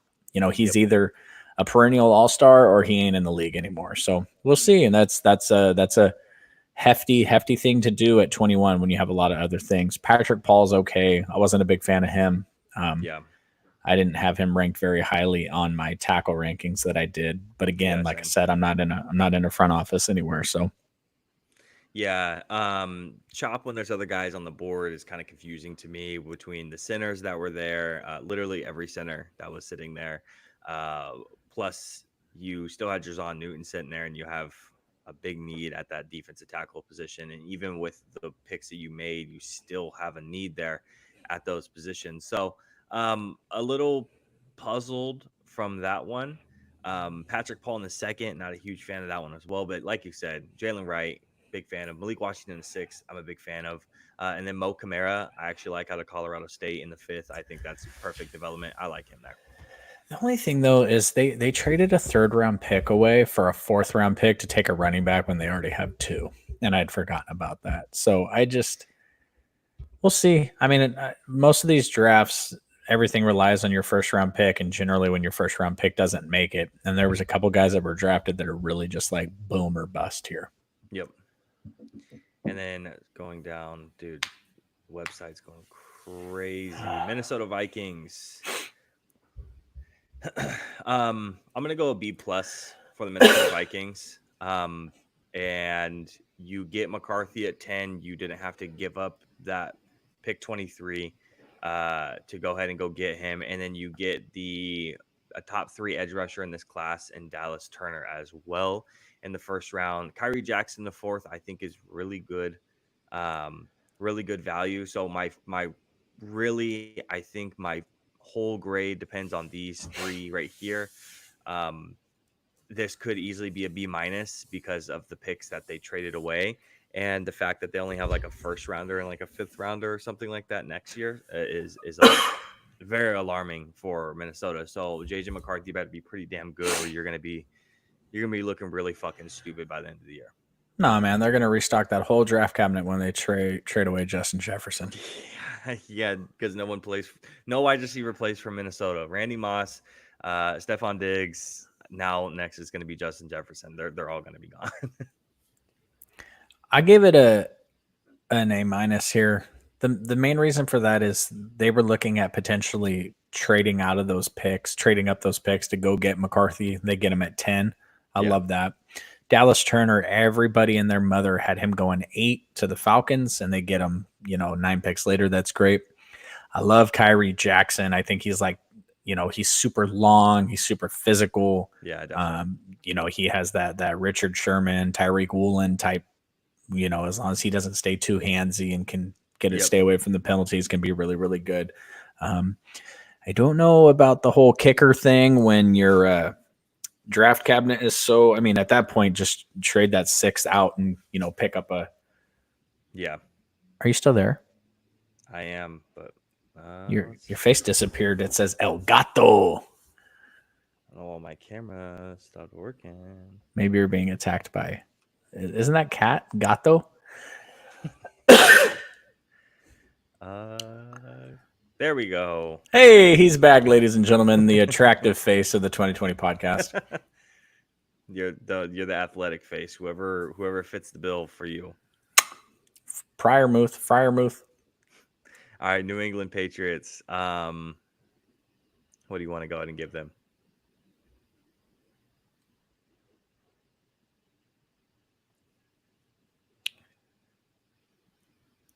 You know, there was talk in the beginning of the draft season that Drake May was better than Caleb Williams. It Mhm. obviously did not shake out that way, Right. but getting him at 3 is great. Yep. Polk is, he's definitely a wide receiver. Washington is known for really good wide receivers, and I actually like Caden Wallace. There was a couple of tackles that were taken in the 3rd round that I was kind of like I was a little weary of and wasn't a big fan of, but Caden Wallace I'm a fan of. Yeah. And Javon Baker in the 4th, I really like that pick also. So Dude, how do you not get excited for Javon Baker when he goes up to his press conference and he's asked about what impact he's going to make for the team, and he says, "Get your popcorn ready. I make people in wheelchairs stand up." How do you not get excited for that guy? Fucking, I'm gonna go draft him in my dynasty draft now just because of that. Fuck, man. I like a lot of what they did. You know what I mean? It's a new era for them. Have you seen all the Keon Coleman stuff that's been on social media? Yeah, I have. Him walking around in that yellow jacket. He's fucking funny. He's hilarious, man. Tom Izzo? No, Macy's, man. Yeah, he's like, I'm about to go get. I gotta go get 4 or 5 more. They're on clearance. They're like $89, and then he's like walking out of the cold room, and there's all the smoke. He's like, oh, holy shit, we gotta play the Undertaker's music right here. Turn the lights off. This is like, it's like, did this guy go to Highlands High School in Sacramento? Like, is he not used to all the cool shit that these teams have? Like, that's kind of what it seemed like to me. Right. So, not to hijack this by talking about Keon Coleman, I apologize. So with the Patriots, we're going to go ahead and this is solid B for me. Drake May, they fill the need. Jalen Polk, they fill the need. Caden Wallace, they fill the need. Layden Robinson is definitely a guy that they took in the 4th round instead of Cedric Von Prawn. So, okay. Yeah. But hey, at least they didn't take him in the 1st like Cole Strange. Yeah, that's true. Yeah, I gave him a B+. Just because it's obvious that they're trying to surround Drake May with weapons, and I appreciate that. Between the Polk pick, who has, Drake May obviously has some questions of his accuracy just randomly. He can make some of the craziest throws on the run and while he's escaping the pocket and all this stuff. And then sometimes he just makes really dumb errors. And Polk has a really, really wide range of catchability when the ball's thrown. His catch radius is massive. So getting him there in a second, I think just makes a lot of sense for him.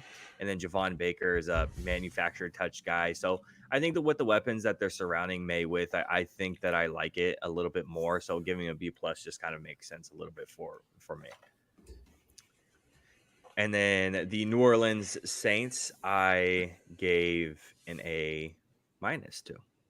And almost everything is predicated on those first 2 picks. Talisi Fuanga at 14, when we had him going potentially 10, to the Jets originally, or maybe, he even had talk of even higher in the top 10. Kool-Aid McKinstry, my corner 1 for me.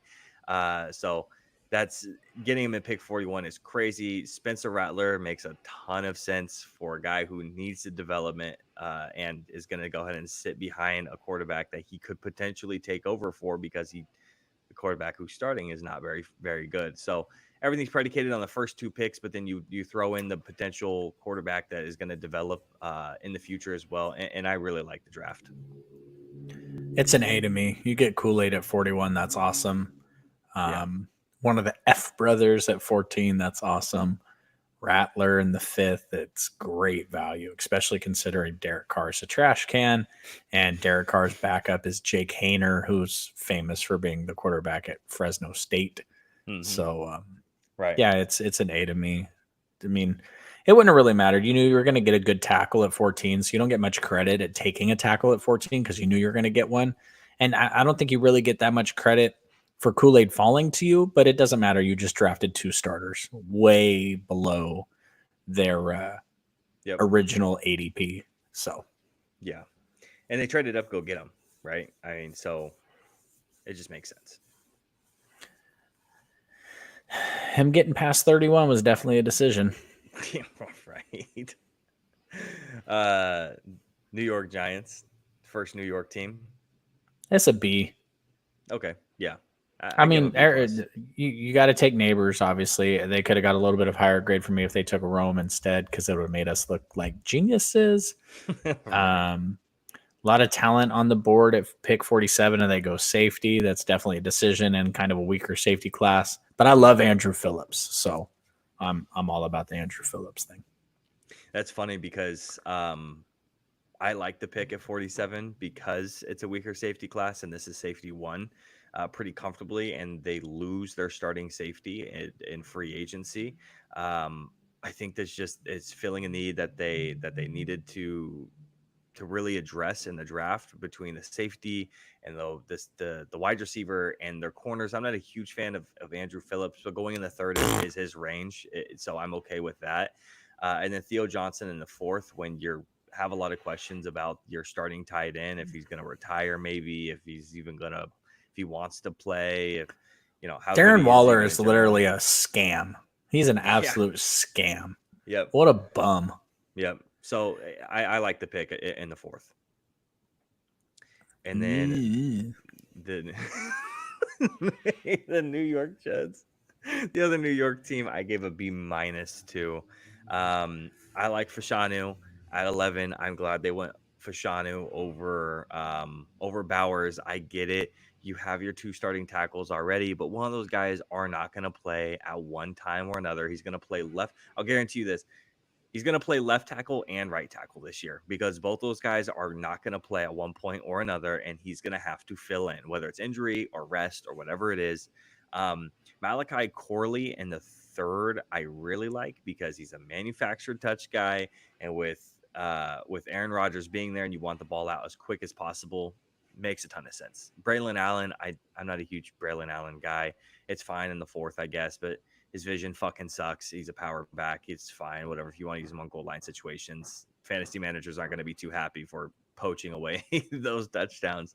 And then Jordan Travis in the fifth is just a potential developmental guy who I don't think won't ever really start, but he's there at least. I hated this draft. I gave him a really? D. Oh, I gave him a D. shit. Yeah. They drafted a player that if everything goes the way they want it to, won't even play at 11. That's true. Yeah. Right. That's a good point. Yeah. Corley is like, okay, whatever. Like you okay, sure. Like Braylon Allen sucks. Jordan Travis sucks. Isaiah Davis sucks. Like what did you like? I'm just like, are they're just fucking with Aaron Rodgers at this point, aren't they? Like you drafted a tackle that's not gonna play. Like, yep. Hello, why didn't you just take Brock Bowers? Like, what are we doing here? Like, now hey, listen, assuming your tackle gets hurt and he has to play, congratulations. But you why did you go sign him then? Like, why did you go sign him if you were going to take this guy 11? You knew there was going to be tackles here. Why did you go give him the money? And everything about their offseason doesn't make sense. And from what I heard, their head coach was absolutely furious about the tackle pick here at 11. So, oh, wow. Not that their head coach, my boy, is going to be probably lasting very much longer as their head coach. But, yeah, that's a D. That's my second word. I mean, the Falcons are a little better, but I think the New York Jets have my worst draft grade. What about the Philadelphia Eagles? Oh, that's an A+, brother. That's an A+. Yep, that's an A+. When you get Cooper DeJean, who was my number one corner on the board, who I think could have gone 13, you get him at 40, and you get Quignon, that's an A+. Yeah, between those picks alone, Jalix Hunt to me is a little bit high in the third, but I like Shipley, a receiving back at the fourth, and Smith is developmental in the fifth. That's and fine. Jeremiah Trotter? Yeah, the legacy pick is in the fifth. Let's go. Good. I gave him an A. And then Johnny Wilson, the sixth, is a guy who maybe could have gone a little bit higher, but with his questions with the size, is he a tight end? Is he a wide receiver? Is definitely going to be an interesting thing to keep an eye out in Philly. So, yeah. I love the Cooper DeJean CeeDee Lamb thing. That's very exciting to me. So they don't. And what's interesting to me about Philly is they took these two corners who are going to be their very obvious two starting corners next year, But this year they can't really. They're gonna have guys who are maybe gonna be sitting on the bench like James Bradbury that they can't get rid of because of money wise, who are gonna eat up a ton of cap space, but you can't play them. He ain't making the team, bro. I don't think so. I know the dead cap hit sucks, but you just punt, move on. Yeah, I guess. I honestly, I have this dream of Cooper DeJean just like shutting CeeDee Lamb down twice this year, and your dad having an absolute meltdown because he wanted him so bad, like pick sixes and all this shit, and your dad just like having a literal freak out because he wanted Cooper DeJean so badly. If the 49ers are taking him at 31, I was getting him the jersey. I was going to send him the 49ers Cooper DeJean jersey. So. Yeah, it definitely should have gone a hell of a lot higher. I don't care what anyone says. Even if he is a safety, it should have definitely gone a lot higher than that. So I don't get it. Pittsburgh. This is my other A+. Easily my other A+. Oh, okay. Fataanu, Frazier, Wilson, other Wilson, McCormick. I mean, those guys alone, we're talking about starter,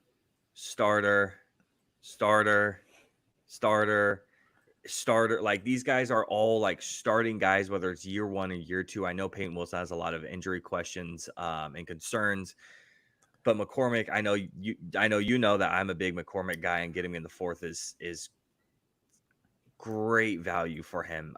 Did you hear the Peyton Wilson ACL thing? No, I didn't. So the reason why he fell to the 3rd is he doesn't have an ACL in his right knee. I heard that he actually might have a really short career, but then that makes sense too. Yeah. So I think it's a bunch of immediate impact guys that come onto the field, and Pittsburgh just knocked it out of the park, man, with a bunch of guys that have a bunch of flexibility with Fataanu, guard tackle, Frazier, just your pure center, all, your what is it? All state wrestling champ, Roman Wilson, your underneath slot guy that you really need to pair along with George Pickens. Peyton Wilson, your starter, and then again Mason McCormick, who I just think is going to be a monster in the league. Yeah, I went A- here. I just felt like they could have done a little bit more to help out Russell Wilson / Justin Fields, who's apparently going to return kicks. Did you hear that today? Yeah, it was wild. And they declined the 5th round option on Najee Harris today. Fataanu, starter, Frazier, like I get it all. There was a lot of impact wide receivers sitting there that could have changed something for them this year. And I'm not exactly sure if Roman Wilson is it's not a Roman Wilson thing. It's I don't believe in George Pickens thing, just to be clear. I really like Roman Wilson. So, and this is just me nitpicking and picking a different grade than you did because it was an excellent draft for the Steelers. Unfortunately, both their quarterbacks suck. Yeah. Your favorite team? Go ahead. Okay. Or is it just going to go all the way down to the bottom? That's cool. You know what the thing about this is? I had in my mock drafts, I wanted us to take a wide receiver, and then I wanted us to take a corner, and then I wanted us to take an offensive lineman. And we took a wide receiver, we took a corner, we took an offensive lineman. I love the safety pick. I think that the wide receiver from Arizona is being slept on a little bit. I think the Isaac Guerendo pick was stupid. Like the dude, I don't believe in him as a ball player at all. I actually think the other wide receiver we took, the other running back we took, is way better than him. But I really like Dominic Puny. I really like getting the safety there. Safety wasn't the thing about it is wide receiver, corner, guard, safety. All those were needs, and we filled all the needs. And the 49ers admitted that they only had you sent it to me, right? They only had 15 first-round grades on players. Yep. And then they had one of the guys that are really connected to them, Mike Silver tweets out that they're taking Cooper DeJean. And then the 49ers admitted after the draft that they gave the 2 names to 2 different people. That way they could figure out who the hell was leaking shit. So the Cooper DeJean gets out and they fired the guy that leaked it. And then they take Ricky. So it's just one of those things where I've said this a couple of times now. They identified the player that they wanted. They spent the entire time on the phone trying to trade back to take him in the 2nd. Couldn't get anybody to make the trade with them. And so they just took him at their pick. So they identified their player and they took him. because they reached a little bit, it's a B- to me. I really like Puny. Like I said, I really like the safety, and I really like Renardo Green. But man, It's the a 80 B minus. the 80 Mitchell thing, the Kool-Aid McKinstry thing, the Cooper DeJean thing, it's just like, whew. I don't know how you don't have a first round grade on Cooper DeJean. Yeah, Unless they think he's a safety, and then maybe they just say he's a safety and they can get a safety in the fourth. I guess. Yeah, it's a B minus to me. Ricky Pierce obviously way too high in my opinion. Renardo Green, there were some other corners on the board that I would have liked more than Green. I don't hate it. I would just preferred some other guys. He's a guy who gets in trouble on deep routes and he gets grabby on deep routes. I mean, you already have that on your team. You know, you already have a guy that he gets thrown at going deep and he's gonna, get a DPI and then they're gonna advance the ball. So you already have that on a team. This Ronaldo's a little bit better, most likely. I really like the Puny pick. The Puny pick is home run, guard, tackle flexibility, especially on that right hand side where you guys actually need help. So I think he's an immediate starter. Like today, Dominic Puny is going to start at one of those right tackle, right guard positions, I think. Mustafa, I've heard a lot about. I haven't watched the film on him yet. I'm meaning to go back to a couple of these guys to watch him. So I haven't watched. I mean, he was a free pick, so yeah. Fuck off. Isaac for those that aren't aware, that pick came from the Trey Lance to the Cowboys trade. That's why he's so angry. We should have just picked up his fifth round option. Or fifth year option. I'm just saying, dude. Hey, I'm gonna put this out here now though. Ricky's gonna be really good for us. He probably is because he is awesome at those deep crossers, and that's what Brock absolutely freaking loves. And he blocks downfield, and he's fearless, dude. The thing about watching 80 Mitchell is I already knew the 49ers were never going to draft that dude because he doesn't want to get his hands dirty. No. I'm like, yeah, man, when he ain't playing for us. I'd love to have him, but he ain't playing for us. So yeah. The Garendo pick is just like he's a combine monster. He's probably not going to be very good. And yeah, Jacob Cowing is a guy who's gotten a lot of hype as like a late round sleeper. And get him in the fourth, I think, is the value that you should be getting him at. So I think he could be pretty damn good for you guys. So yeah, so I went B minus. You know, Pearsall played with Brandon Ayuk. No, I didn't know that.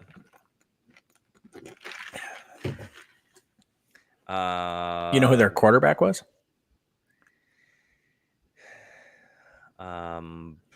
Where did Brandon Ayuk play again?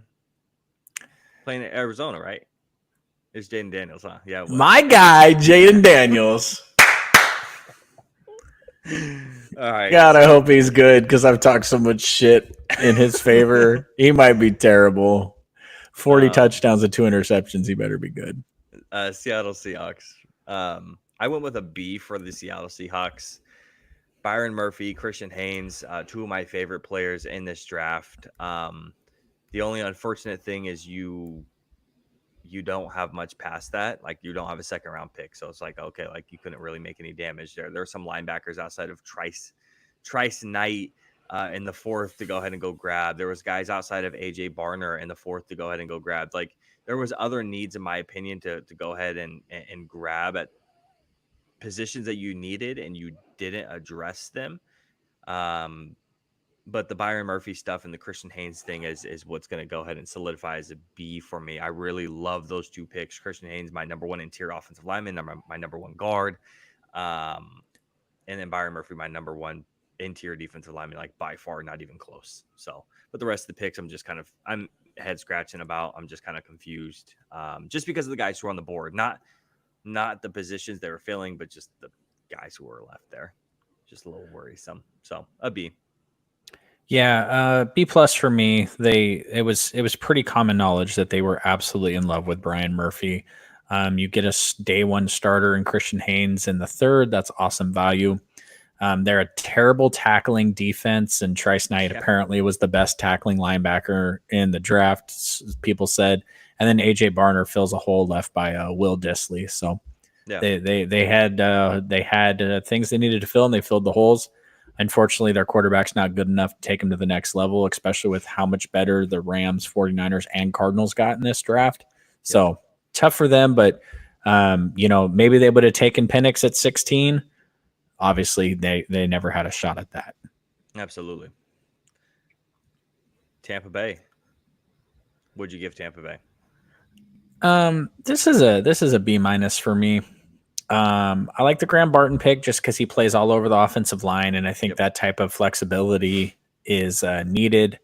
The Chris Braswell thing, I think it's funny they have him listed at edge there because I guess I don't see him really as an edge, but or I guess maybe he is an edge. That's the problem is we're having this conversation about a guy taking it pick 57. You can't have that type of conversation with the guy taking pick 57.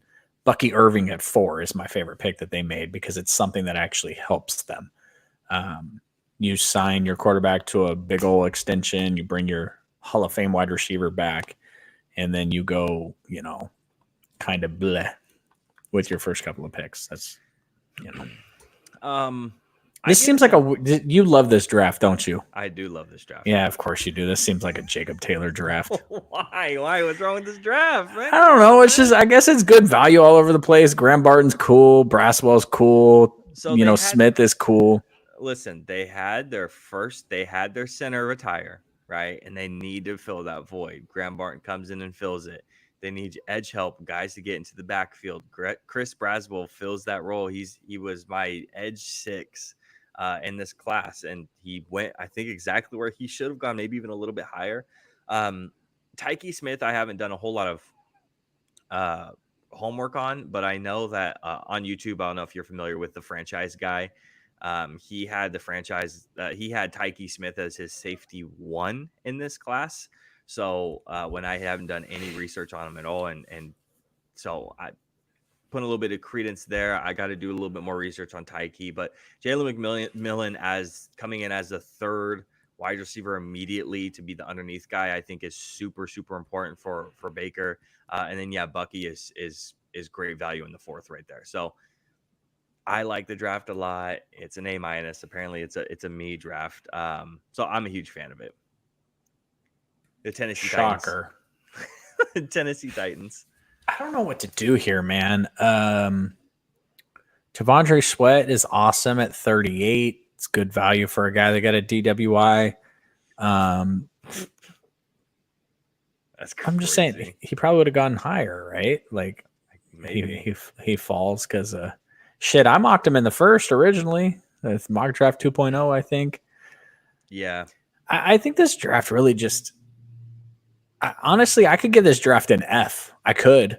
JC Latham at 7. I could give this draft an F. But again, I'm going to give them credit for identifying their guy and bucking what everyone else was doing and just saying, hey, JC Latham's our guy. We're going to stick. You know what the thing about JC Latham is I thought he was a guard. And this isn't the Skoronski thing that we did last year either. Like, I thought he was a guard. And if you're taking him at 7, you believe he's like left tackle potential. Can't take him at 7 if you don't think he's left tackle potential, in my opinion. I guess, yeah. Yeah, I gave it a C+. Just because Latham's too high for me. But again, you go out and you get the guy that you want. But I think that there's the offensive tackles that were there available for you were way better. And then T'Vondre Sweat has way too many questions about character stuff and the DWI stuff. And he's boomer bust. He's either going to be out of the league or he's going to be a long-time starter. There's only one Vita Vea. He's Vita Vea or he's out of the league. There's really no in between. Cedric Gray in the 4th. I'm not a huge fan of because he's more raw than a 4th round guy. I think he's closer to like a 5th round pick. So I don't think he was worth, and it's an early 4th as well. So I give it a C+ because I'm not a huge fan of some of the picks and where they went. Yeah, they addressed the needs that they needed to, but there was other guys sitting there, in my opinion, that they could have taken. So C+ for me. And then the last team to go over is the Washington Commanders, who I gave an A- to. That's too low, dog. That's too low. That's not too low. That's too low. Well, it's too low because you take Jaden Daniels with 2. There you go. See? So fuck you, okay? Johnny Newton in the 2nd is crazy value. Mike Sanderstill is one of my favorite. Great value. Yeah, he's corner 6 for me in this class. Slot corner 1 for me easily. Ben Sinnott in the 2nd. Slight stretch. slight stretch. That's the only reason they're not an A+. Brandon Coleman as a guard in the third, I'm okay with. Luke McCaffrey taking a flyer on him in the third, the last pick in the third. I think that's okay too. I like those. He's a wide receiver 3. Yeah, and that's exactly where he's going to step into, right? You already have a Jahan Dotson and Terry McLaurin. He's going to step in to go ahead and develop a little bit further, and to go ahead and step in a little bit, step in with Terry McLaurin, who's going to help him out with the route running stuff. He's already a decent route runner. I think is going to make him a pretty good player in the future. Stop putting all those ads up on our screen, bro. They ain't paying us. I know. I don't know what the hell is happening, man. Just yeah, it's not me. I swear. All right, what do you give the shitheads? It's an A-. I agree with you. I just love Jaden Daniels. Listen, I'm thinking about getting me a Jaden Daniels jersey, bro. I'm so convinced. I'm so thoroughly convinced about him. Yeah, man, he can throw the football. People who are ignorant are going to think he's Lamar Jackson. He's just going to run all over the place, but the man can throw the football. Yeah, that's why it's an A- to me. Again, you know how I feel about Jaden Daniels, but you get the guy that you want to get. I get it. It's why it's an A- and not like I'm being egregious and being fucking stupid and being like it's a B- because Jaden Daniels is a second round player. Like I get it. You know, I get the potential. You know, I even think that Jaden Daniels has a high floor. You know, as a running quarterback. So staying healthy is going to be his number one thing. I'm just strike Mace there. He's going to lead the rookie quarterbacks in touchdowns. Total touchdowns? Mm-hmm. No, I don't think so. It's not even going to be close. I don't think so. Caleb's going to throw like 24. No, he's going to throw like 31. Nah, I don't think so. He's going to rush for 7. Caleb? He's going to go crazy. Nah, bro, he's come on. Actually, you just don't know this. He's actually Jalen Hurts, and he's just going to they're going to tush push every single time on the one. That'd be wild. Yep. DeAndre Swift's like, hey, I seen this before. Like, I know exactly what's going on. Like, put me in the backfield. I ain't going to touch the ball on the one. Don't even have to give me the ball. Just give it to Caleb. Bam. There we go. See? Okay. Fair enough. All right. So that's all of our grades, all 32 teams. Drew, are you ready to run through these NBA playoffs? Nope. I need a potty break. Okay. I'll be right back. All right. Fucking guy.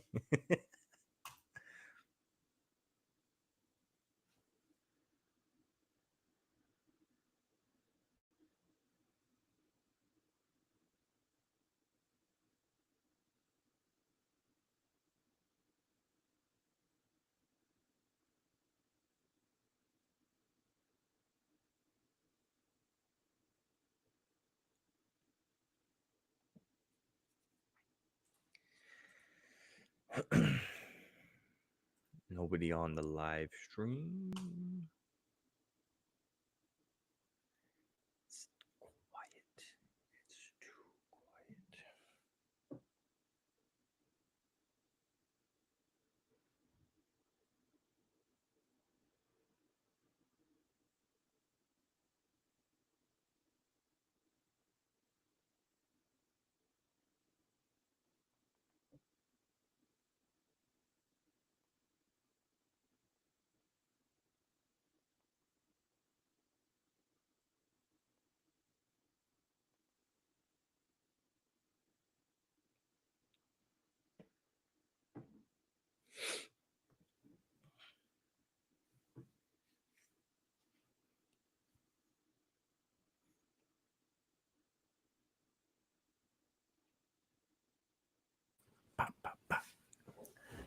All right. You ready to go? Do. All right. You want to just go ahead and let's start. Let's go and start in the East. Okay. Let's just make sure let's just go into the playoffs and skip the play-in bullshit. We don't need to talk about that. Oh yeah. No, I ain't talking no play-in. I'm good on that. Perfect. Let's just start at the top, the very top of the league, not just the East. The Boston Celtics defeating the Miami Heat in the series 4-1. So it's not super interesting to talk about. I'm not worried about, when I was over for the draft, you were asking me about, the Miami game and, them winning that one game and how was it. And it's just, it doesn't really fucking matter to me. They had to hit over 50% of their threes, hit 23 threes. It's a team playoff record for them. They had to literally break records to be able to beat us. So, and they beat us again by 10, not by 20, not by 30, not 10. I'm okay with it. I can live with that. Moving How's forward for Kristaps doing? he's going to be fine. Okay. Yeah, I think honestly, with him being out, and then the additional rest that he's going to be getting with until the next round goes forward and starts, I think he's going to be perfectly fine. So, did I cut you off? No, go ahead. Yeah, no, you're good. But I don't really care about the fucking Celtics because they're going to win the finals, so fuck them. But where do the Heat go from here? What are they? Is this a blow it up situation? Is this a run it back situation? So I think a lot of their core is there, right? So I think that with Jimmy being out, they thought they had a legitimate chance with Jimmy being in there, and they may have. And the only reason we think that is because of last year and the Cinderella run and Jimmy being playoff Jimmy and the whole nine. They paid Jimmy a lot of fucking money, dude, to just be okay in the regular season and get them to that 8 seed. And you have to play Boston immediately. It sucks, dude. It really does. It fucking sucks for them, because they could have maybe gone a little bit further. Not if they played the Knicks. I think they would have got blown out by the Knicks. But maybe if they play the 3rd seed or the 4th seed, then I think they might have a better chance. When you're looking at their free agent that they have, Caleb Martin, Kevin Love, Josh Richardson all have player options for next year. And the most notable player is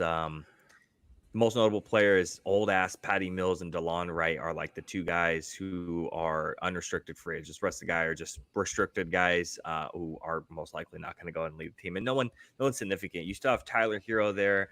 Jaime Jaquez is a really good rookie and has a really bright future ahead of him. Jimmy's still there, but I have serious questions about Jimmy. I looked up what he was making way earlier in the year because I'm like, dude, he's not playing well. And they fucking paid him a lot of fucking money to do this. Like, he's in the upper echelon of how much guys are getting paid. And it's just, I get it what he can do for you in the playoffs. And he flips the switch and he's great. You keep those core guys together, and I think you build off of it. I'm not sure what exactly they need, because I think they added a great addition in Terry Rozier, and obviously he was out for the series too, which I think makes a huge difference as well. So Rozier, Butler, and Bam, I think are a really good core group of guys, and getting them entire offseason to work together to get them to actually mesh and gel might push them further up the standings by the time we're talking about this next year on the podcast. I think they'll be okay. Just with the injury stuff, and they don't have super significant free agents to bring back. I think Caleb Martin definitely warrants it. But outside of that, they can substitute a lot of these guys in and out.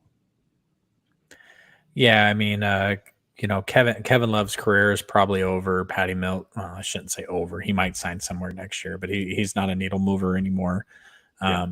The Duncan Robinson stuff has been weird all season. They need to figure something out with that. Obviously, Tyler Hero was hurt a lot, so it may just be a simple. They just need to get healthy, and run it back. There's we're not gonna approach these conversations. What do Miami Heat need to win the NBA Finals next year? Because I don't think there's any shot. But right. It's just. There's some very, very clear kingpins in the league right now, and they're young.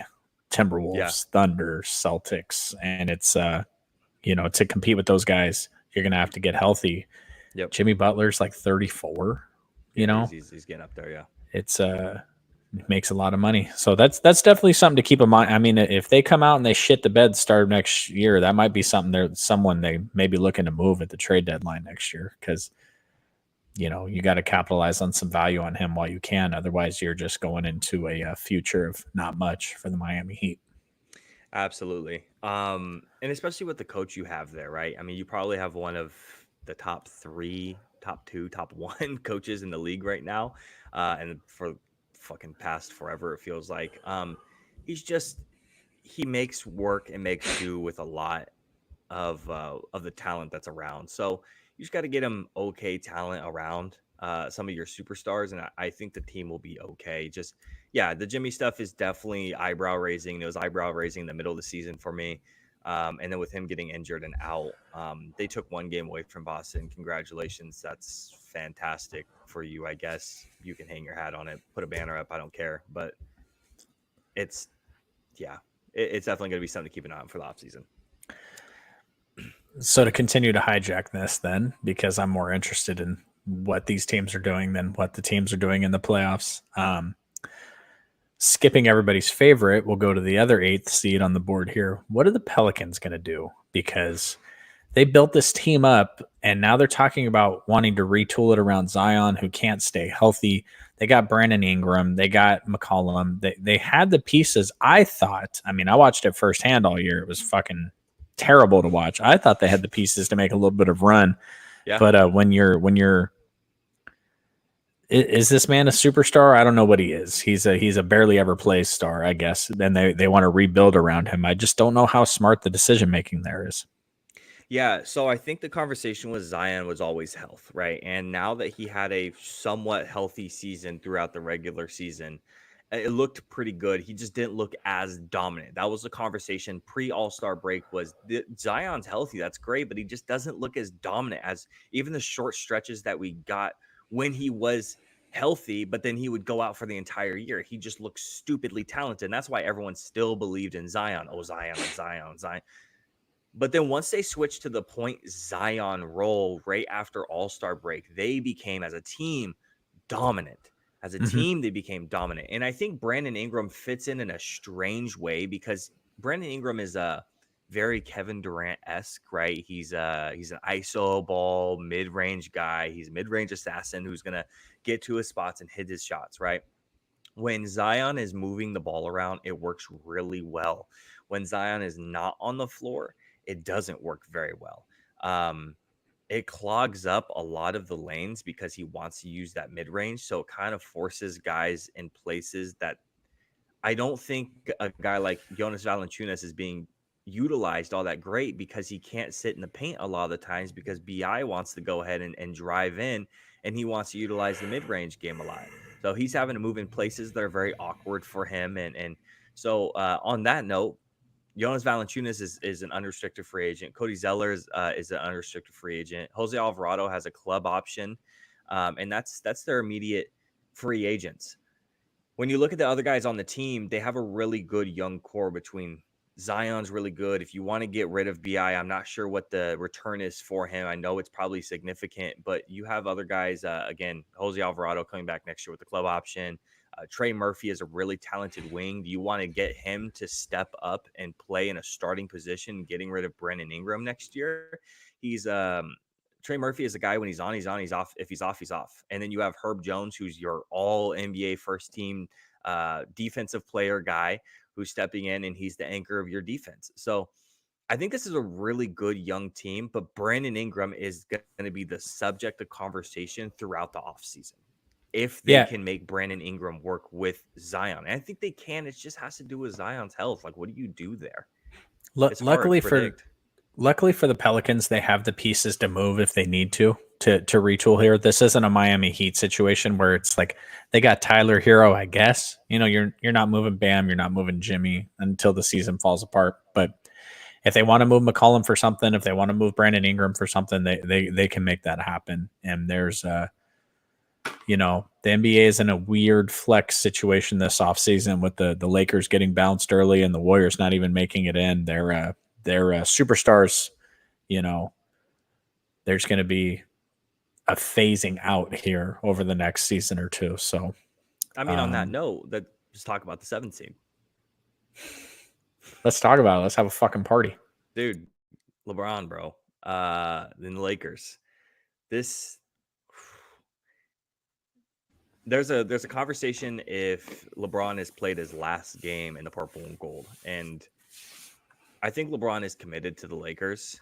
and the Lakers are willing to make his wants of getting Bronny onto the Lakers and playing with him happen, that's the only thing he wants to do, right? As soon as that's done, no matter if he's averaging 28 points per game or 8 points per game, he doesn't give a fuck. Like, the last thing he wants to do is play with this kid, and that's all that he really cares about. I feel like at this point, yes, of course he's pushing for a championship. Yes, of course, but this team has a lot of free agents coming up next year too. LeBron has it's like a $51 million player option or something like that. D'Lo has a player option, which the dude can't ever perform in the fucking playoffs. I mean, get ready to learn fucking Chinese, bro, because you should go over the Shanghai fucking Sharks, dude. Because holy fuck, you fucking suck in the playoffs, man. You had like one good like game in the series, and that's what won them the game. And that's the thing with the Lakers. Your entire fucking team should not depend if D'Lo has a good game. You're telling me that D'Angelo Russell is so important to this team that if he has a bad game, this whole fucking team falls apart. Not AD, not LeBron, but if D'Lo has a bad game, this whole fucking team is just trash. Torian Prince is an unrestricted free agent. Christian Woods has a player option. Mo Bamba is an unrestricted free agent. Cam Reddish, player option. I mean, there's a lot of guys who are probably going to get picked up. Spencer Dinwiddie didn't do too much for them once he got signed. There's a lot of questions. I think they need to move Anthony Davis immediately. Really? That dude's a fucking scam artist. Anthony Davis hasn't been good since the last season that him and DeMarcus were together in New Orleans. Like, that's the last time Anthony Davis was worth a shit. And don't talk to me about their Mickey Mouse championship either. Like, I don't even want to hear about it. Like, they haven't done shit since then. And LeBron comes out every year and he does. Maybe it's just my history of watching Domantas Sabonis abuse that man. But I just like this Anthony Davis should be an MVP candidate every year, bro. Like, he should be an MVP candidate every year. And he does absolutely nothing. I don't know. I think the Detroit Pistons should just draft Bronny number 1 and just sign LeBron. Like, I think that's honestly what, if I was Detroit, that's what I would do. I would draft Bronny number 1, and then I would say, all right, LeBron, come play with us for a year or two and just sell tickets. That's what I would do. Because who gives a shit about Detroit? You know, the thing about it, the Lakers keep trying this old rehash. Let's sign all these old ass dudes. It's not going to work. It's never worked. Yep. You know, it's just the Celtics did it originally. They did the original big 3, and it's never really happened since then. You know, the Warriors didn't need Kevin Durant. You know, that was just an embarrassment of riches for them. They were good anyway. You know, the LeBron, one of the greatest players of all time, beats them that one year. And it's just, you know, the big 3 in Miami, that was a little bit different. It's just every other time that an NBA team has tried to do this, Brooklyn tried to do it. It was terrible. The Lakers have tried to do it so many times. They signed Malone and Gary Payton back in the day and it didn't work. It's just like, I'm honestly, it's exhausting to talk about this stuff. Like, LeBron, his championship contention days are over because he can no longer be. The dude was exhausted. Yeah. He was absolutely gassed because that team is asking him to do so much because D'Lo can't do shit. AD can't do shit. It's just honestly quite embarrassing. It's almost as bad as the Clippers, watching them and all these. It's like all their superstars are 40 years or older. It's just crazy watching all the superstars of yesteryear get together on these teams, and then they can't do shit, and they get walked by teams like the Nuggets and teams like the Pelicans. So honestly, you know what the Lakers should do? They should blow it all up. I know they won't because they're Los Angeles. It won't happen, but they should just, there was a time where it was D'Lo, Brandon Ingram, Alex Caruso, Randall. Like, they've drafted really well over the years, but this is where they're at. You know, they barely made the playoffs. You know, they made the playoffs, frankly, because Malik Monk hurt his knee. That's the only damn reason they made the playoffs. Yeah,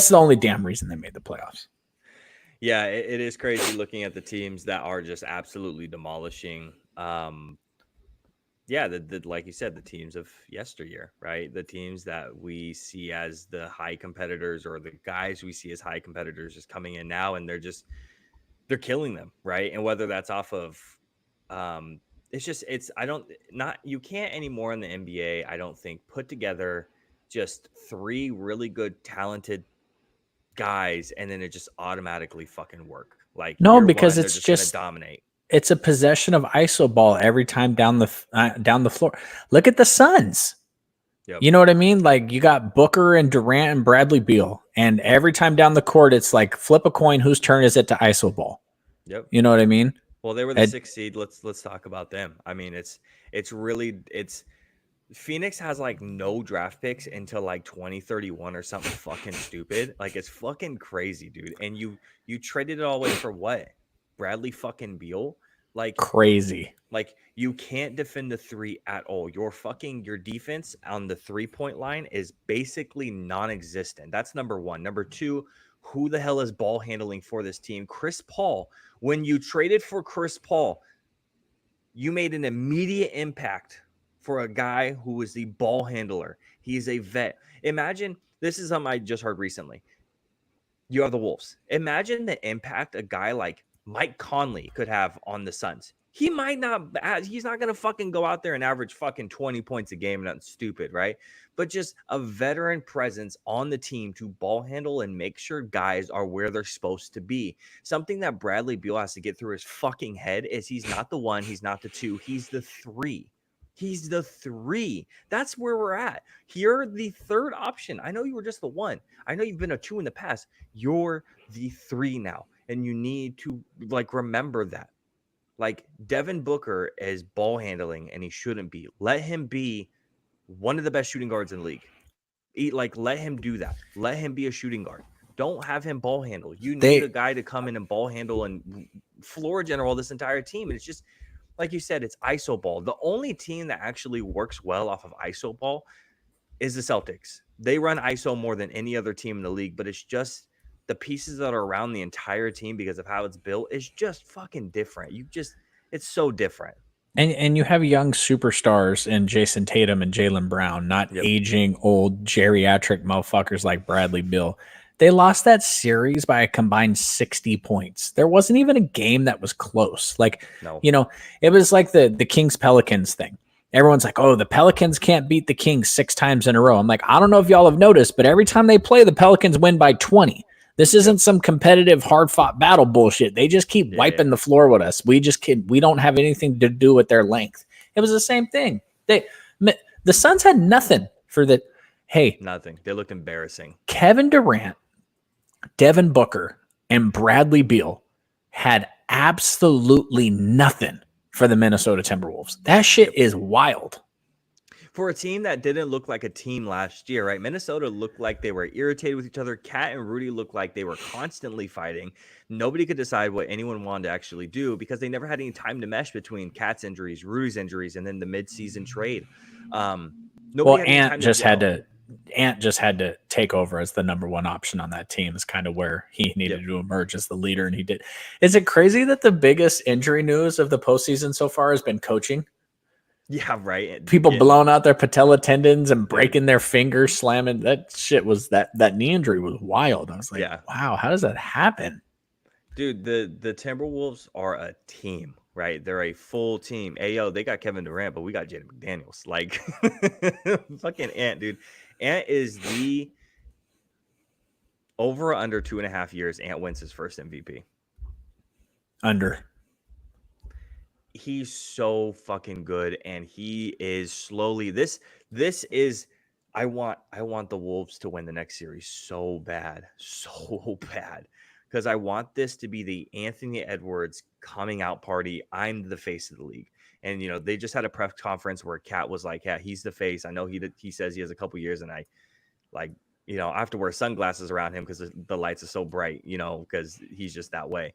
And that's Ant's the face, right? It's slowly, surely he has the personality, he has the swagger, he has the on-court presence, he has the leadership, and guys like Mike Conley are looking at him mic'd up in the huddle, and Anthony Edwards like, you don't have to get me going. I'm always on. I'm always ready to go. I'm always here. And and Mike Conley's like, yo, take me there, 5. Like, take me, basically to the promised land. He's riding his hopes and dreams on this young kid.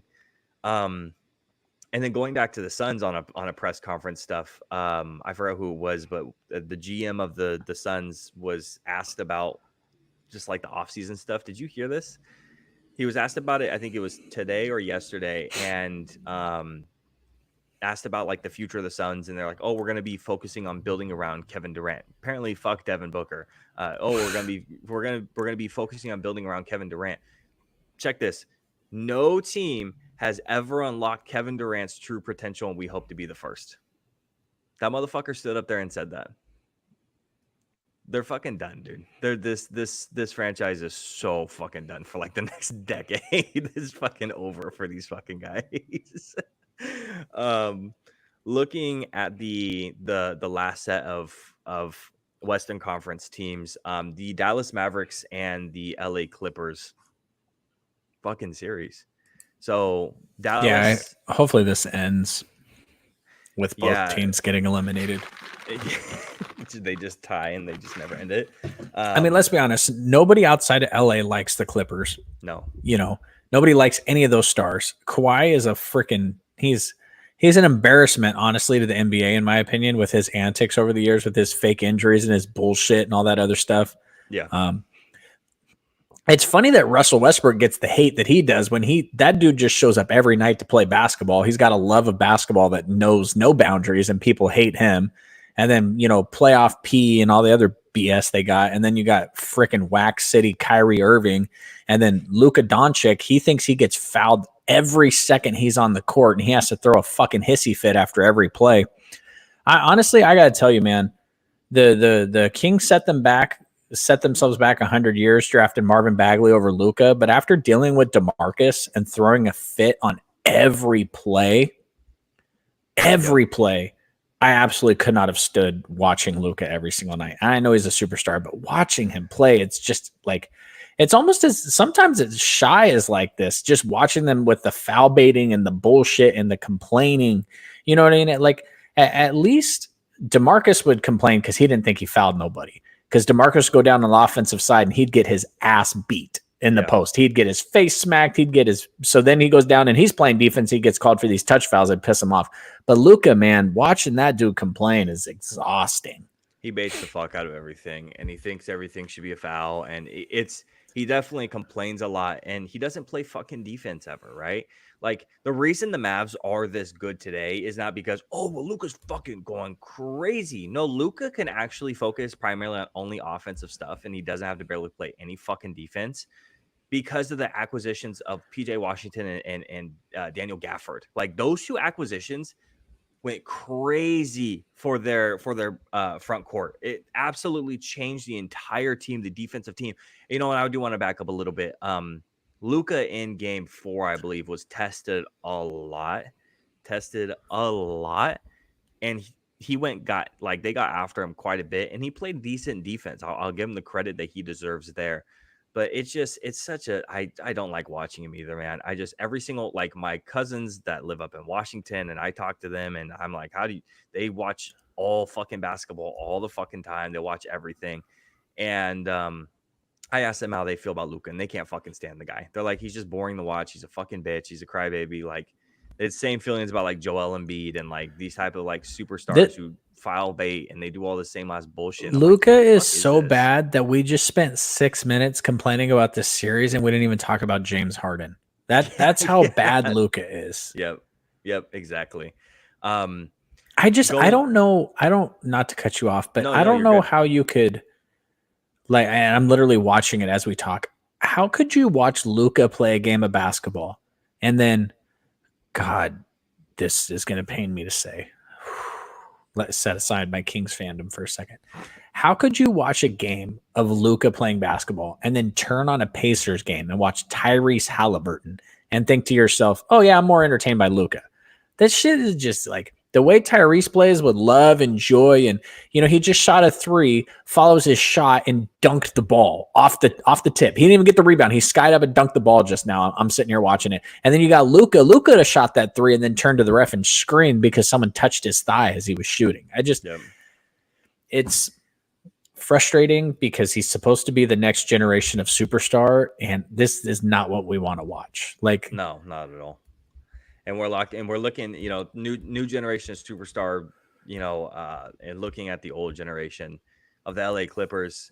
If the Clippers don't pull out a win on Friday, that's series, that's game. That's it. Yeah. Looking at the future of the Clippers, specifically, Paul George has a player option. He's going to be brought back. James Harden is an unrestricted free agent. What's the question there? Because the other guys are PJ Tucker, Mason Plumlee, Russell Westbrook has a player option. But besides that, uh, James Harden's 30. He's going to be 35 years old.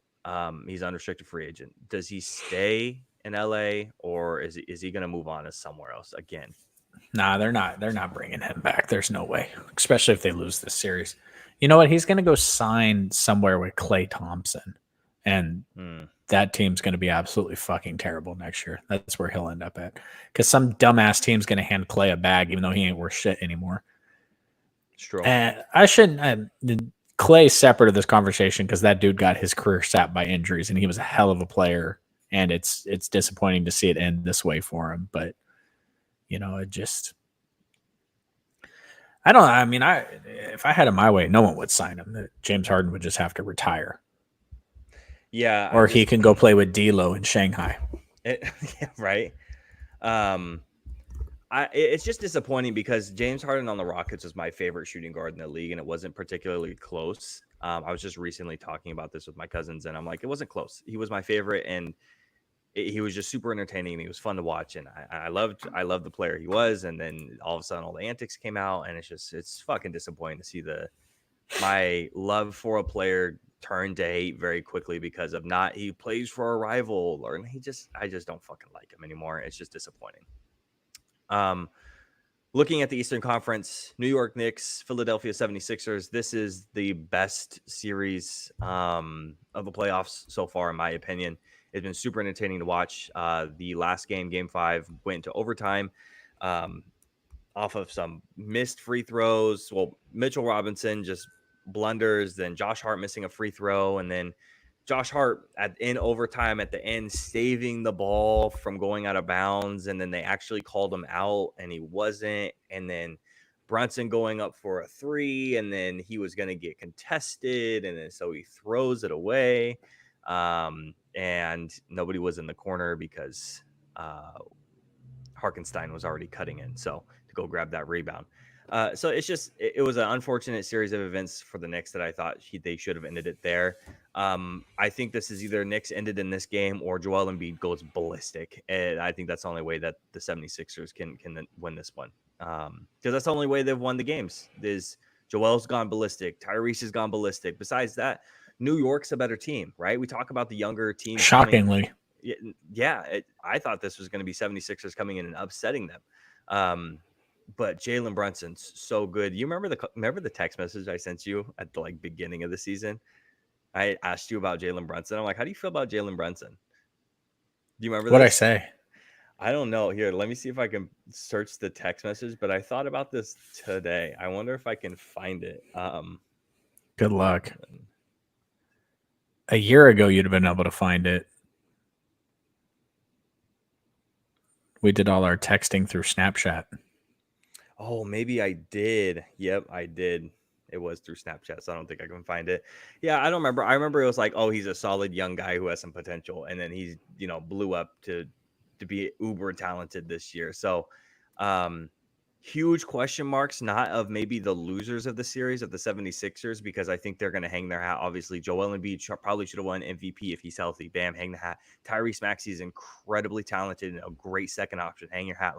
It's a talented 76ers team with good pieces around them. So they were on track for 60 plus wins this year with Joel healthy. So they're going to be fine. There's nothing really entertaining to talk about the 76ers if they lose, but the Knicks, even if they win, they're an entertaining conversation, right? Because Julius Randle is he's going to be up for contract, and we got a couple other guys that are going to be needed to sign as well. And you're looking at the team now and you're going, we don't exactly need him at this point. OG Anunoby has a player option. Alec Burks is unrestricted. Isaiah Hartenstein is unrestricted. And those are going to be your significant players. So there's a lot of conversation about Julius moving into next year and if he's even going to be worth it. What? Did you find it? No, I'm scrolling. I was scrolling through all the text messages and I looked down and I was at the point where I was trying to explain to you why that the guard that the Rams signed was terrible last year. Fuck off. What's it called? Yeah, so OG is obviously uber important to this team.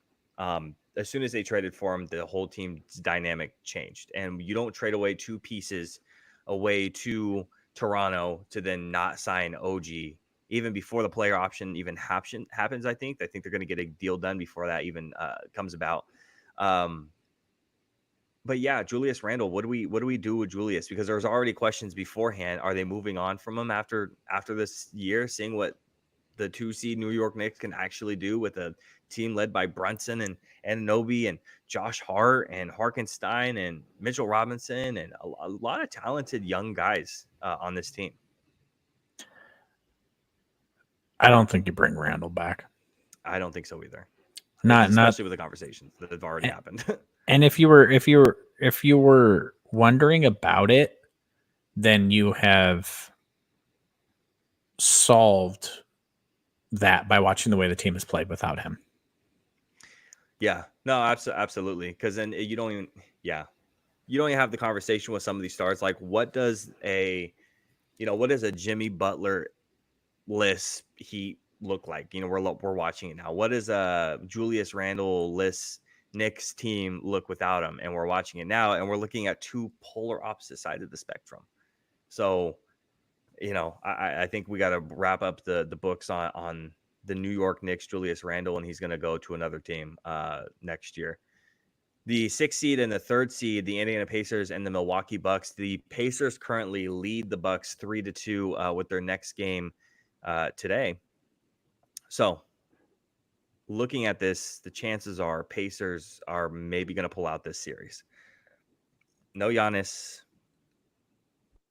Where do the Bucks go after this? I know you have. I don't know, but he better shut the fuck up this offseason because he's starting to piss me off too. Giannis, I'm going to leave if you don't build a team. Your ass ain't healthy, so shut up. If you lose in the playoffs because you didn't play, then you automatically got to shut the fuck up for one offseason. That's the new NBA law.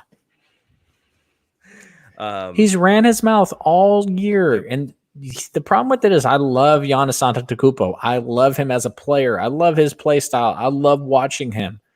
I want him to not be evil, to not be a villain. So shut up. How are you going to run your face? And I know you can't control injuries, but you run your face all year about how they need to put talent around you.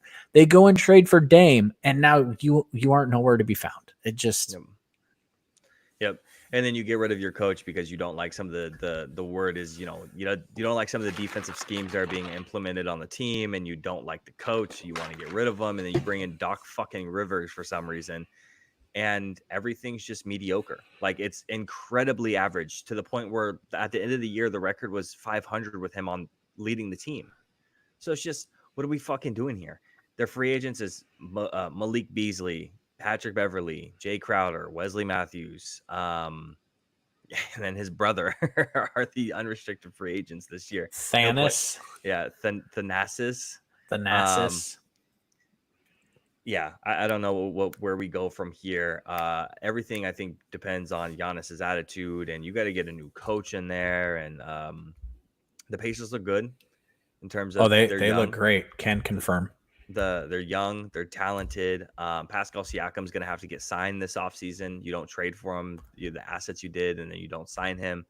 They're going to have a good young core, and their defense has gotten a little bit better since Pascal, and I wasn't expecting that. I was firmly against it, and I thought that it was just going to stay the same because I didn't think Pascal was going to bring that much of a difference on the defensive end, and he has. So.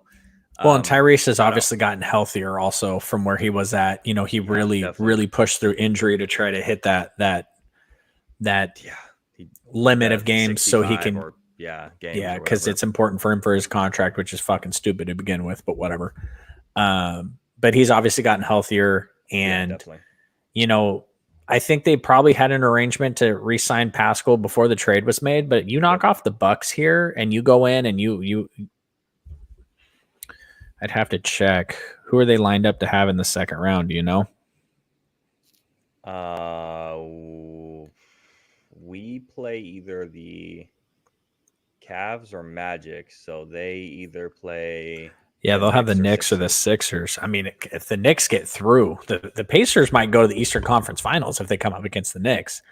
So, I mean, that Siakam would definitely probably be highly interested in, and then at that point, if you have that much success, maybe he takes something, market value or just a little under market value so you can add a piece at that point. Oh, And I know dude, Indiana's a they can small go get market James town, but Harden. oh They can go get James god, Harden. fuck it, go get LeBron, bro. Yeah, honestly. Yeah. So Wouldn't yeah, that be Pacers are wild? great. And dude, Bring right. Paul George home. I guess that's probably Pascal anyway, right? Yeah. Yeah, so and that kind of rounds out the rest of the games there for us. Oh no, I'm sorry. Almost forgot. Cavs and Magic. Cleveland leads Orlando 3-2. Game 5 was the only game that was actually close, and the Cavs pulled that one out. Next game is on Friday.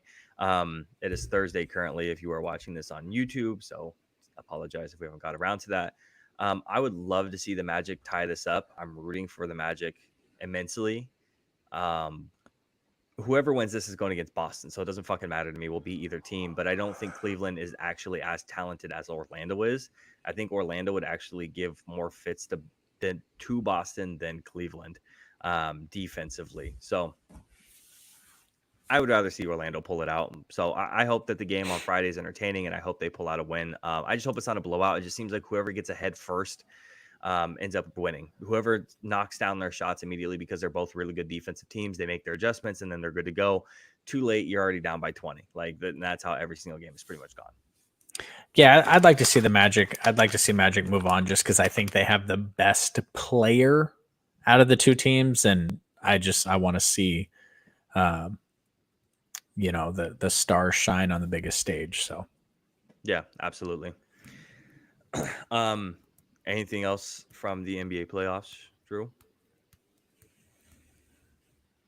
Nope. Conference finals are almost here, and that's when it starts to get exciting. Yeah. Well, you got a quick little prediction for me for the Eastern and Western. Yeah, I mean, you got a pretty big series tipping off here with the Timberwolves and Nuggets, and obviously it's probably going to be Thunder, Mavericks. I guess maybe that's not guaranteed, but give me the Thunder and give me Minnesota, because I think Minnesota has what it takes to stop. Let me put it this way. Whoever wins Minnesota versus Denver is going to the NBA Finals. Which team in the West has the best chance to beat the Celtics in the finals? And don't say none of them.